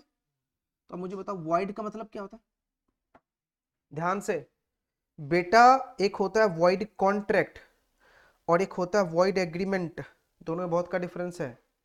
वॉइड कॉन्ट्रैक्ट का मतलब क्या है, ऑफर भी हो गया, एक्सेप्टेंस भी हो गया, इनफोर्सेबल बाय लॉ भी हो गया, बट वो कॉन्ट्रैक्ट परफॉर्मेंस के लायक नहीं रहा, अभी चाह के भी परफॉर्म नहीं कर सकते, तो वॉइड।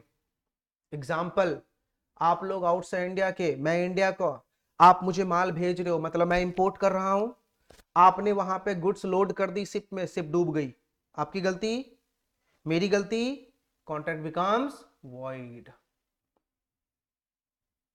क्लियर है। मान लो हमारा जूते का कॉन्ट्रैक्ट था, आप मुझे जूता एक्सपोर्ट कर रहे थे। क्लियर है? पक्का? ध्यान से सेकंड देखो, वॉइड एग्रीमेंट मतलब क्या?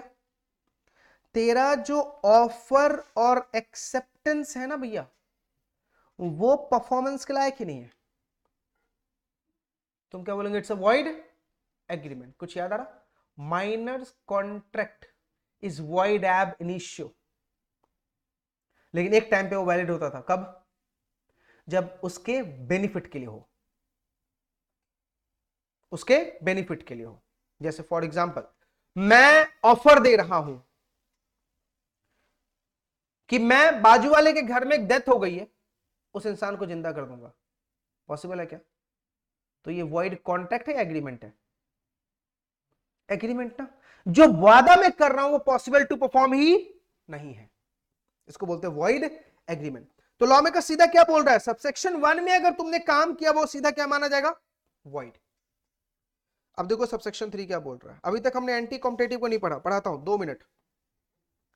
Any agreement entered into between enterprises और पर्सन और association of person between any person and enterprises or practice carried on or decision taken by any association of enterprises or association of person including cartel engaged in identical or similar trade or goods or provision of service which is directly or indirectly determine purchase or sale price। मतलब क्या?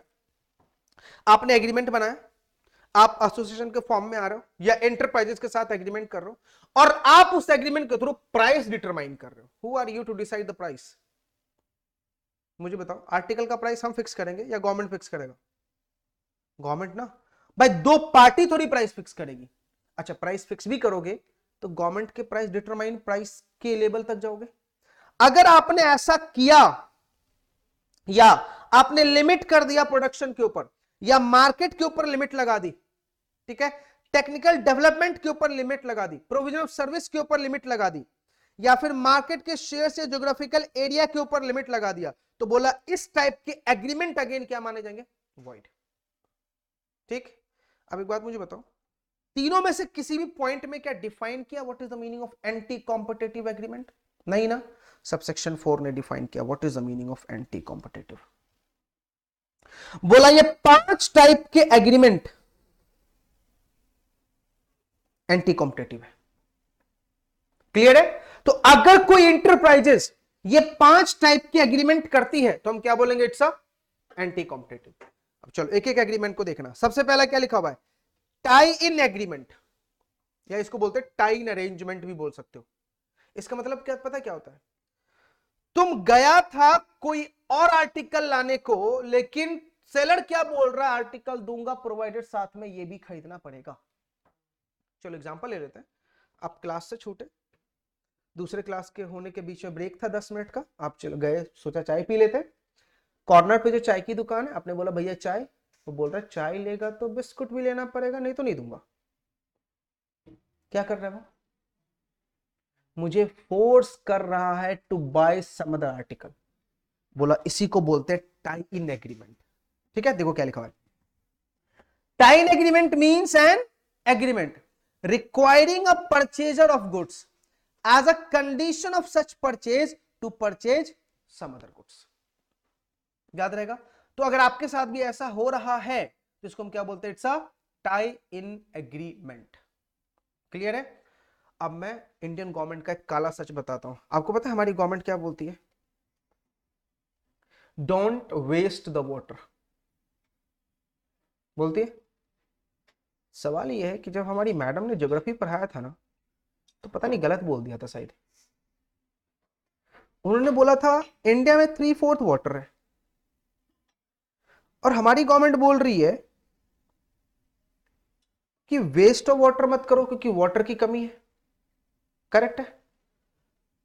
अब हमारी government बोल रही है water की कमी है, तो ज्योग्राफी में शायद गलत लिखा होगा, 3/4 वाटर है।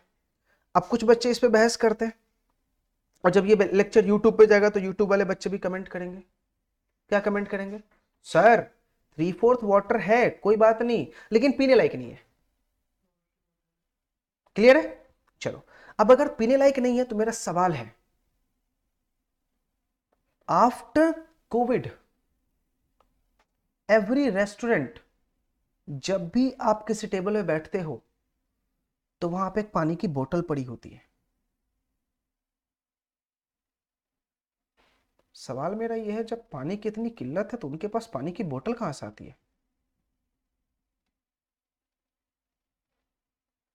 आपको पता है गवर्नमेंट ये फिलॉसफी क्यों यूज करती है? आप पानी वेस्ट मत करो, सो दैट हम उस पानी को बोतल में डालें और आपको बोतल तक लेके आए। और जो चीज फ्री की मिलने वाली है उसके लिए आप क्या दोगे? ये फुल अर्निंग मोटिव है। अगर इतनी ही किल्लत है तो फिर तो रेस्टोरेंट में पानी नहीं मिलना चाहिए, रेलवे स्टेशन में पानी नहीं मिलना चाहिए। बोतल में पानी तो भर भर के मिल रही है, रेलवे स्टेशन के टैप में पानी नहीं होता। मजबूर हो जाता है इंसान 15 रुपए की बोतल या 20 रुपए की बोतल ट्रेन में खरीदने को। और मिनिस्ट्री ऑफ रेलवे इस चीज पे साइलेंट है। अंदर में कैंटीन वाला बंदा 15 रुपए की बोतल की एमआरपी लिखा हुआ 20 में बेच रहा होता है, और ठंडा चीज तो 2 रुपए और। पानी की औकात अलग है। पीवीआर में वही पानी की बोतल 70 रुपए की, और अगर मैच देखने के लिए चला गया तो मैं तो बर्बाद हूं। पानी की कमी से ग्लूकोज चढ़ाना पड़ेगा। 100 रुपए का पानी का बोतल या 200 रुपए की पानी की बोतल। मुझे कभी फिलॉसफी नहीं समझ में आती कि आप क्या बोलना चाह रहे हो। एक तरफ बोल रहे हो 3/4 वाटर है, दूसरी तरफ बोल रहे हो पानी को वेस्ट मत करो, और वही बोल रहे हो कि पानी को बोतल में कंज्यूम करो। How it is possible? तो ये फुल गवर्नमेंट रनिंग है। चलो, तो टाई इन एग्रीमेंट समझ में आ गया क्या बोल रहा है? एक आर्टिकल के साथ दूसरा लेना पड़ेगा। चलो अब सोच के बताओ, आपके रेस्टोरेंट के अंदर में टेबल के ऊपर पानी की बोतल रखा हुआ है और आपने उससे बोला रेगुलर पानी दो, वो बोल रहा नहीं है। Can I say it is a tie in agreement? Yes, it is a tie in agreement. क्यों? फोर्स किया जा रहा है कि अगर रेस्टोरेंट में बैठ के खाना खाना है तो ये पानी लेना पड़ेगा। समझा? अच्छे से क्लियर हुआ टाई इन एग्रीमेंट? चलो अब सोचना थोड़ा सा, मैंने क्या बोला था, 2 केस समझाऊंगा। किसका? एक रिलायंस का और एक जियो का। अभी आप भी दिमाग में सोचते रहो, क्या रिलायंस कंपटीशन का वॉलेशन करके जियो लेके आया था या फिर सही था? चलिए, अभी नहीं समझ में आएगा, एक और टॉपिक पढ़ेंगे तब। नेक्स्ट आता दूसरा टॉपिक है exclusive supply agreement. Exclusive supply agreement सुनना। अब यहां पे देखो सप्लाई में क्या लिखा हुआ है। अच्छा मुझे बताओ, ये जो था ना मैंने टाई इन एग्रीमेंट, ऐसा पहले इंडियन गवर्नमेंट करती थी।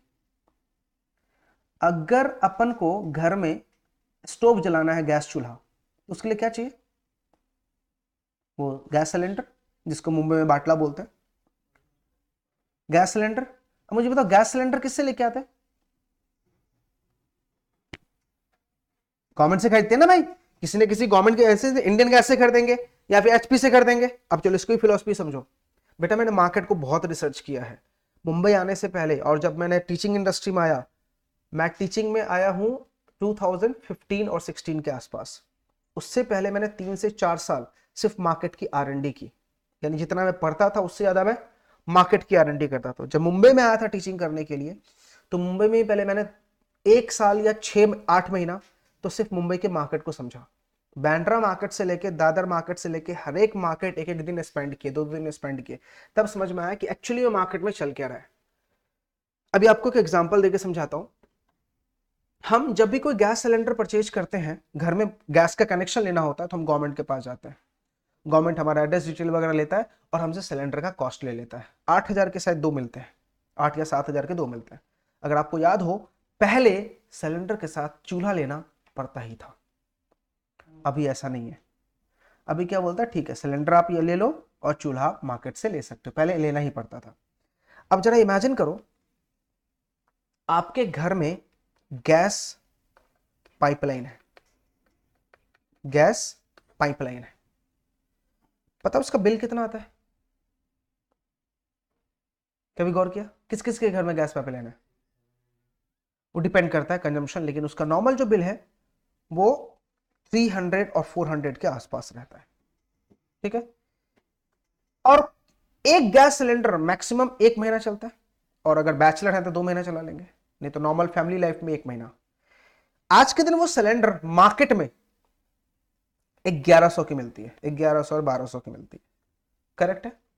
गैस के एक महीने का बिल 300 से 400, और वही गैस अगर बाटले में भर के दिया जाता है तो 1100 या 1200, करेक्ट है।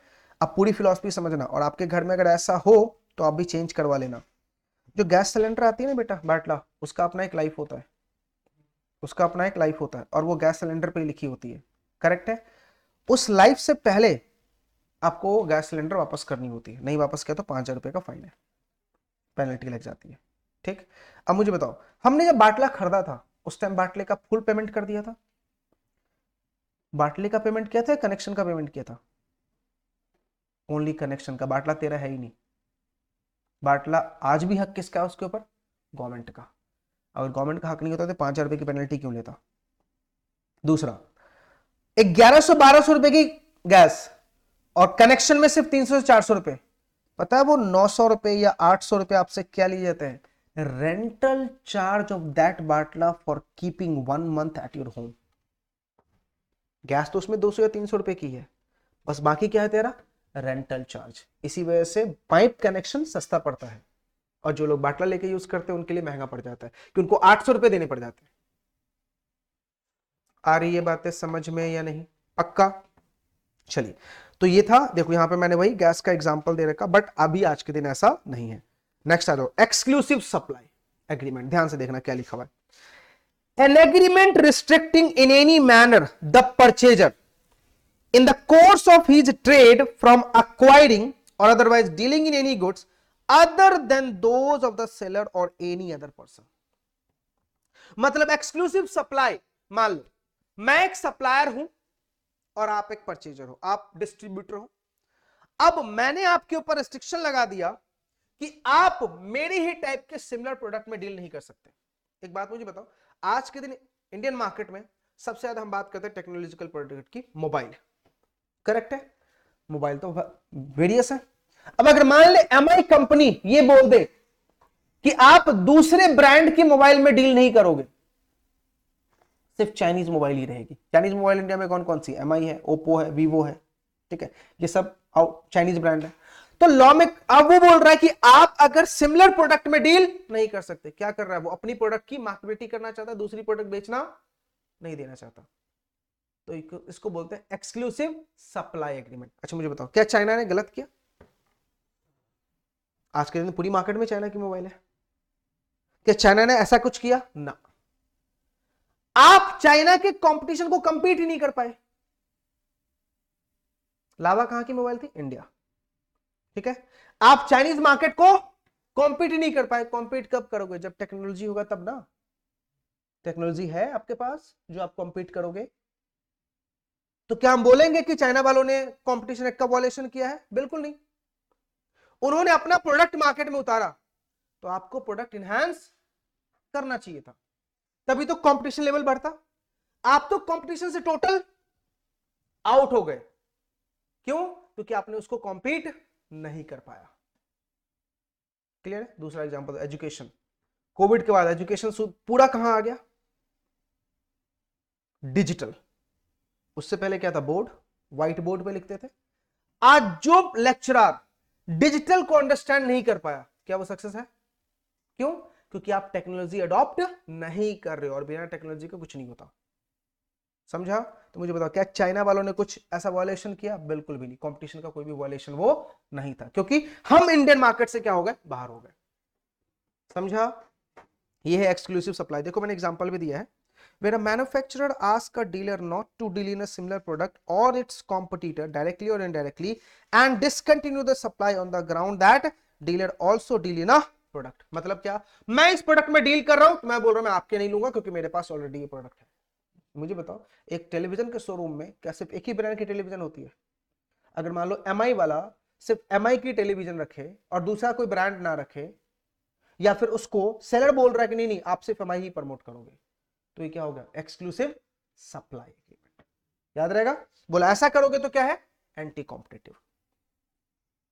करक्स निकालना कि हम किस लिए उसको एंटी कॉम्पिटिटिव बोल रहे हैं। अब आ जाओ, एक्सक्लूसिव डिस्ट्रीब्यूशन एग्रीमेंट।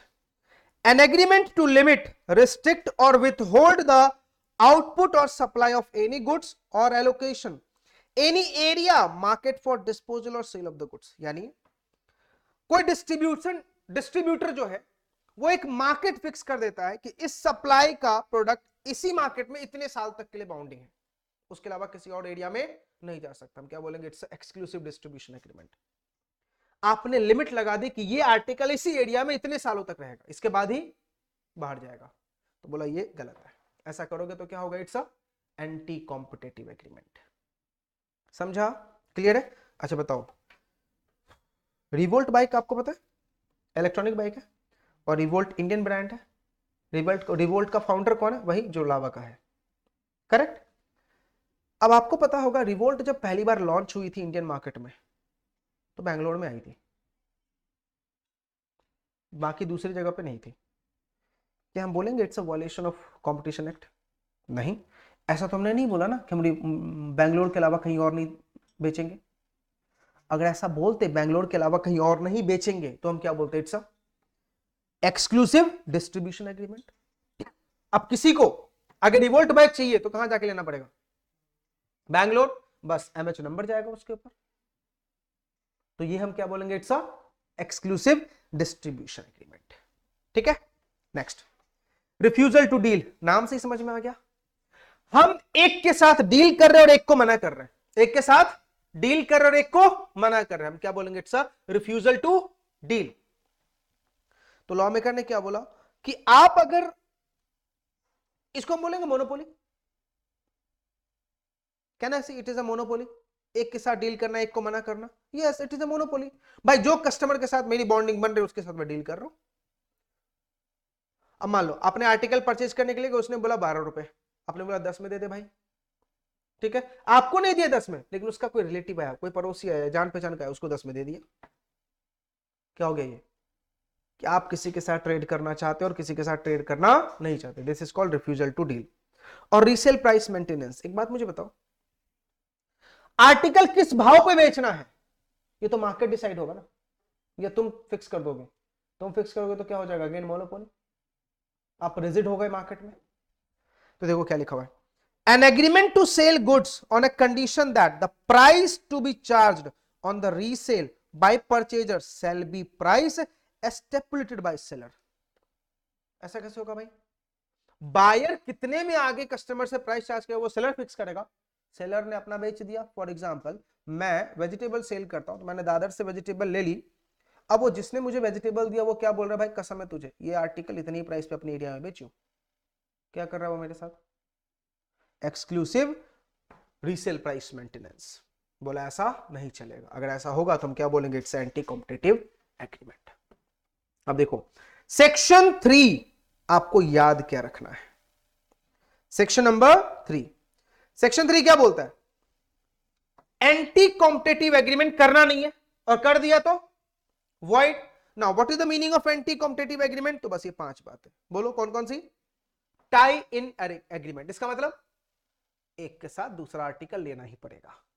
दूसरा, एक्सक्लूसिव सप्लाई एग्रीमेंट, मतलब आपको सिर्फ मेरे ही आर्टिकल में डीलिंग करनी पड़ेगी, सिमिलर प्रोडक्ट डील नहीं करना है। एक्सक्लूसिव डिस्ट्रक्शन नहीं है बेटा, वो डिस्ट्रीब्यूशन है, स्पेलिंग सही कर लेना।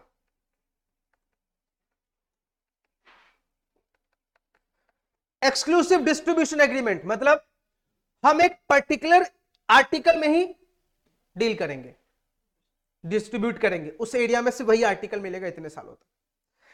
रिफ्यूजल टू डील, एक के साथ हम कॉन्ट्रैक्ट करेंगे और दूसरे के साथ हम कॉन्ट्रैक्ट नहीं करेंगे।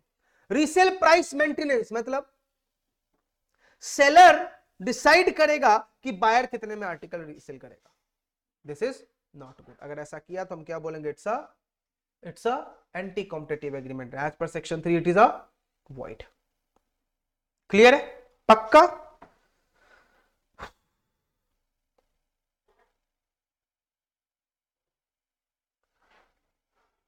अब पहले सेक्शन 4 पढ़ेंगे, फिर मैं आपको ये बिड रिगिंग्स का जो थोड़ा सा पॉइंट रह गया था ना फॉलोइंग फैक्टर से, फिर बताता हूं। पहले सेक्शन 4 पढ़ेंगे।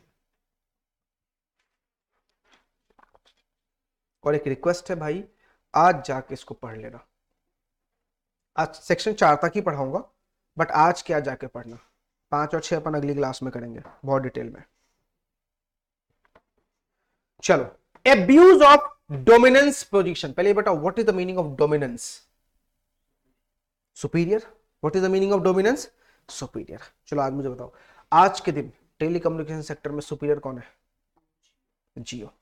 मार्केट का लीडर बना हुआ है।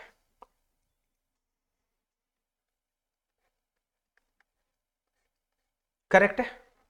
चलो अब इसको समझते हैं। क्या रिलायंस ने जियो लाके सेक्शन 4 का वॉयलेशन किया है? समझते हैं। पहले जरा डोमिनेंस का मतलब समझो। What is the meaning of dominance? क्या लिखा हुआ है? Dominance is a position of strength which enables an enterprises to operate independently of competitive force or attract its competitor or consumer or the market in its favor. इसको हम क्या बोलते हैं? It's a dominance. Abuse of dominant position impedes fair competition between firm, exploits consumer, and makes it difficult for the other players to compete with the dominant undertaking on merit. Abuse of dominant position includes. चलो इसको बाद में देखते हैं, पहले यहां तक का लाइन दोबारा। हमने क्या बोला? डोमिनेंस का मतलब क्या है? एक ऐसा पोजीशन जहां पे आप दूसरे कॉम्पिटिटर से सुपीरियर हो, कंज्यूमर आपके फेवर में है, इसको हम क्या बोलते हैं? डोमिनेंस। और एब्यूज का मतलब होता है पहले आपने अपने फेवर में कंज्यूमर को करने के लिए डोमिनेंस किया और बाद में उसका एब्यूज किया। एब्यूज कैसे किया? मार्केट को अपने कब्जे में करने के बाद अपने तरीके से मार्केट को नचाना, इसको क्या बोलते हैं? It's a abuse. ठीक है। चलो जियो की कहानी बाद में, पहले डोमिनेंस पोजीशन हमने पढ़ा। एब्यूज का मतलब क्या है? आप ऐसा समझो, डोमिनेंस पोजीशन करने के बाद आपने अनड्यू गेन लिया। अनड्यू गेन का मतलब adverse gain from the market. लोगों को उस चीज में पहले फंसाया और फिर गेन लिया। आप मुझे बताओ, क्या जियो ने ऐसा किया? बिल्कुल नहीं। क्यों? जियो मार्केट में था ही नहीं। जियो तो डायरेक्ट एंट्री लेके आया, डायरेक्ट एंट्री लाया ना, तो जियो मार्केट में था ही नहीं। अगर मार्केट में होता और फिर वो पहले प्राइस कम करता, सारे कस्टमर को अपने फेवर में लेता और फिर अचानक से प्राइस बढ़ा देता, तो हम क्या बोलते हैं? It's a abuse. लेकिन जियो ने ऐसा किया नहीं, क्योंकि जियो पहली बार उस इंडस्ट्री में आया था। समझा? तो इसको मैं एब्यूज नहीं बोलेंगे। क्लियर है? और डोमिनेंस पोजीशन में नहीं बोलेंगे, वो तो मार्केट में डायरेक्ट एंट्री किया। समझ में आया मैं क्या बोल रहा हूं? पक्का? अब देखो, एब्यूज कब होता है? जब आप इंपोज करते हैं अनफेयर कंडीशन और प्राइस। क्या करते हैं? अनफेयर कंडीशन मतलब अनाप शनाप प्राइस चार्ज करना। लेकिन हां, एक बात जरूर बोलूंगा, जियो ने अनफेयर कंडीशन तो किया बट एब्यूज नहीं है, क्योंकि उसका डोमिनेंस था ही नहीं मार्केट में। जैसे आपको अगर मैं बताऊं, जियो जब मार्केट में आया था तो आपको याद होगा फ्री सिम बांटे और फ्री सिम के साथ डाटा मिल रहा था। करेक्ट है? अच्छा, उसके बाद उस सिम का कॉस्ट लगने लगा आफ्टर 1 या 2 मंथ्स, 2 इयर्स, नहीं 1 ईयर के आसपास ही कुछ जियो सिम का पैसा लगने लगा। और आपने देखा होगा जियो सिम कुछ 6 महीना या 1 साल बाद फ्री हट गया। कुछ भी फ्री नहीं था, डाटा भी फ्री नहीं था। पहले जब आया था तो अनलिमिटेड डाटा था। उसके बाद उन्होंने प्लानिंग की, 49 रुपीज का लॉन्च किया। जो चीज पहले वो अनलिमिटेड देते थे वही चीज 49 रुपीज का चार्ज होने लगा। फिर उसके 2 या 3 या 4 महीने बाद वो 49.99 हो गया और फिर वो 99 सेम प्लान 149 हुआ, फिर 149 199 हुआ, फिर 249 हुआ, 299 हुआ, फिर 349 हुआ, 399 हुआ और आज सेम प्लान कुछ 700 प्लस में आती है। ठीक है? अब स्टार्टिंग से देखो, फ्री की चीज आज लोग 700 में खरीद रहे हैं। फ्री करके पहले आपको उस चीज के अंदर लाया। मैं ये नहीं बोल रहा टेक्नोलॉजी गलत है, लेकिन अगर मैं बताऊं, जियो ने एक चीज तो जरूर किया है, प्लान सस्ता होने के बाद सारे इंडियन यूथ को नचनिया तो जरूर बना दिया, सारे इंडियन प्लेयर को। और जियो आने के बाद ही इंस्टाग्राम, यूट्यूब कचरा हो चुका है। आज इनकी कोई रेलेवेंस नहीं है। जितनी गंदगी देखनी है सब देख लो। और आप ऐसी गंदगी के बाद सोच सकते हो कि हम एजुकेट हो जाए? कभी नहीं। पहले लिमिटेड थे। जब मैं अपनी टाइम में स्टडी करता था तो हमारे पास नोकिया 1100 का फोन था। और अगर मैंने एक सैमसंग का मोबाइल खरीदा था जब मैं एग्जीक्यूटिव पास हुआ था, बटन वाली ही थी, 3000 समथिंग की थी, और उसमें नेट वेट सब चलते थे। तो नेट ऑन करने से पहले 10 बार सोचता था। ऑन करते ही डाटा का कहीं ना खत्म हो जाए, और 1 GB कब जाता था कोई पता नहीं चलता था। लिमिटेड रिसोर्स थे। दैट्स वाई उस टाइम एजुकेशन। आज हमारा डिस्ट्रैक्शन बहुत है। मोबाइल को बाजू रख के हमारी जिंदगी ही नहीं है। मोबाइल के बिना जिंदगी अधूरी है। आज हम खाना नहीं खाते, मोबाइल, इंस्टाग्राम खाते हैं। इंस्टाग्राम, फेसबुक पे, जैसे अभी मैंने कुछ दिन पहले दूसरे क्लासेस में बच्चों का ऐसे ही मोबाइल चेक किया था, तो एक बच्चा था जिसने एक दिन में इंस्टाग्राम के ऊपर 9 घंटे बिताए थे, व्हाट्सएप के ऊपर 4 घंटे बिताए थे। हमने बोला कि भाई तू हमारे साथ 6 घंटे रहता है, 6 घंटे के लेक्चर है, 2 से 8 तू हमारे साथ रहता है, उसके बाद तेरा कॉलेज है, खाना पीना सोना है, कुछ नहीं दिख रहा। 9 घंटे तो तू इंस्टाग्राम पे था, 2 से 3 से 4 घंटे तू व्हाट्सएप पे था, मतलब 13 घंटे। 6 घंटे हमारे साथ, 19 घंटे, बचे 5 घंटे। 5 घंटे में भाई कम से कम खाना पीना सोना सब होगा ना। उसने 5 घंटे के अंदर में खाना पीना सोना सब किया, तो पढ़ाई कब किया? इंस्टाग्राम पे एग्जाम दिया ना। This is the distraction. मैं ये नहीं बोलता कि जियो है, ठीक है, हम टेक्नोलॉजी में आगे जा रहे हैं, लेकिन देखा जाए तो इसका एडवर्स इफेक्ट किसके ऊपर पड़ रहा है? चिल्ड्रन। आज माँ बाप खुद आईफोन नहीं रखते, लेकिन बच्चों को क्या दिला के रखते हैं? आईफोन। घर में खुद को चलाने को कंप्यूटर नहीं आता, लेकिन बच्चों को क्या मिलता है? Gaming laptop, gaming phone. तो गलती किसकी है? पेरेंट्स की। समझा ही नहीं रहे कि which are beneficial and which is not beneficial. और इसमें गलती पेरेंट्स की एक जगह पे और है। पेरेंट्स ने आज तक अपने बच्चों के साथ कभी फ्रेंडली बिहेव ही नहीं किया है। आप फ्रेंडली बिहेव करके करोगे ना, वो सब कुछ करेंगे, लेकिन आप हमेशा क्या करते हो? फोर्स, ये चीज करना है, वो चीज करना है। जैसे अभी मैं एक जगह सेमिनार देने के लिए गया था, एक बच्ची 9वीं क्लास में थी, उसके पापा, हमने सेमिनार रखा था, जो, हाँ सॉरी, 10वीं क्लास का हमने सेमिनार रखा था। इतनी छोटी सी बच्ची थी, मेरे पास आई फ्यूचर के लिए।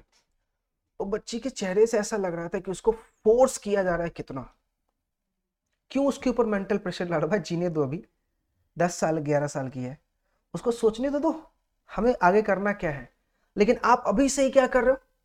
इतनी चीजें फोर्स करके बता रहे हो। अभी देखा ना गवर्नमेंट का गाइडलाइन क्या आया?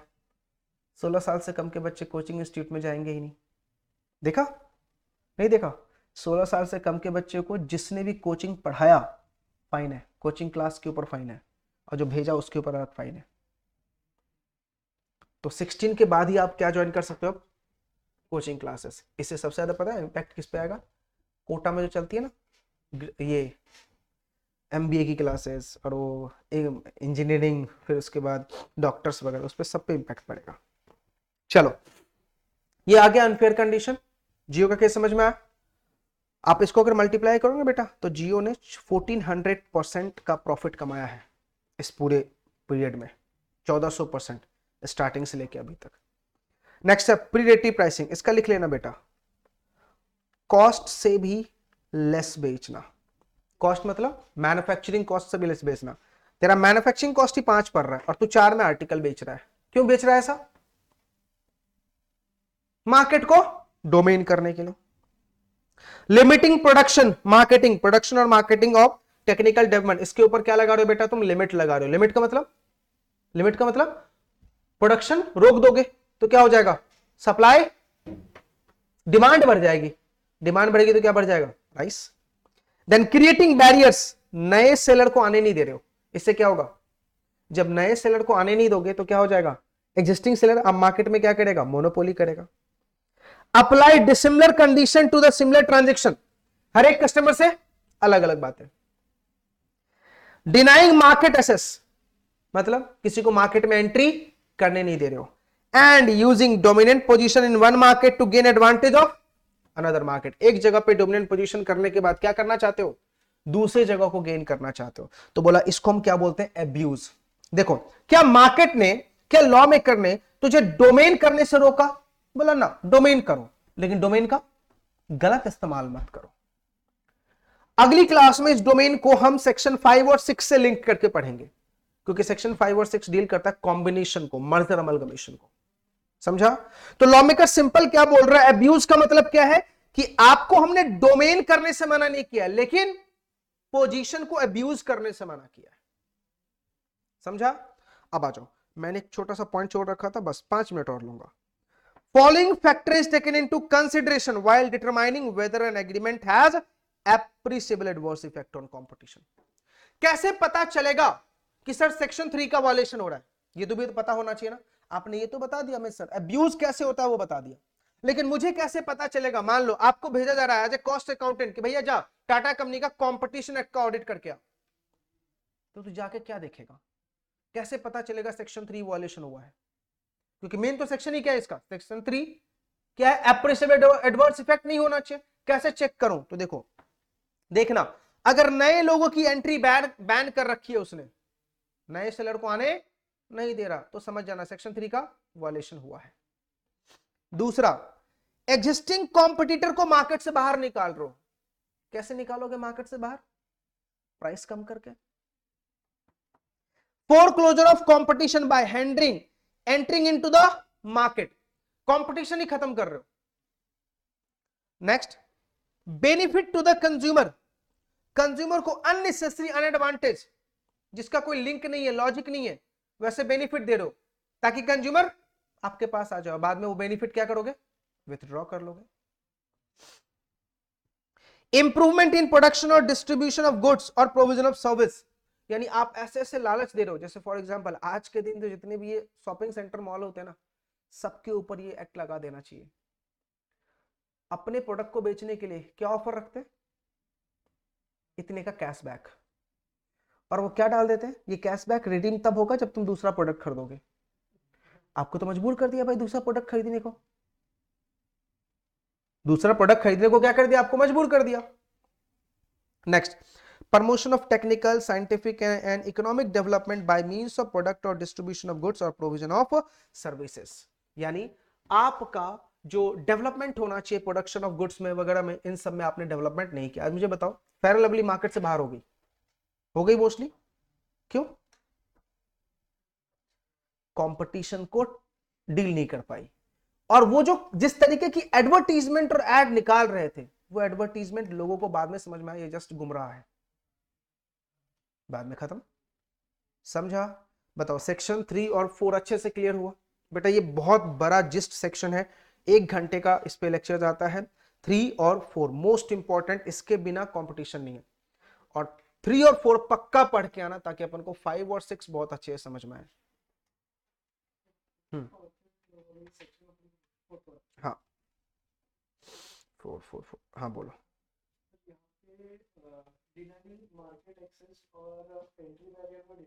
नहीं दोनों सेम है, बस वो 2 अलग अलग पॉइंट करके लिखा है, अपन को पॉइंट्स भी तो बढ़ाने हैं, समझा।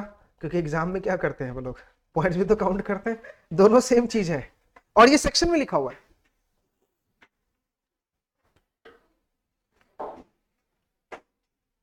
इजी था चैप्टर, इंटरेस्टिंग भी है, इजी भी है और इंटरेस्टिंग भी है।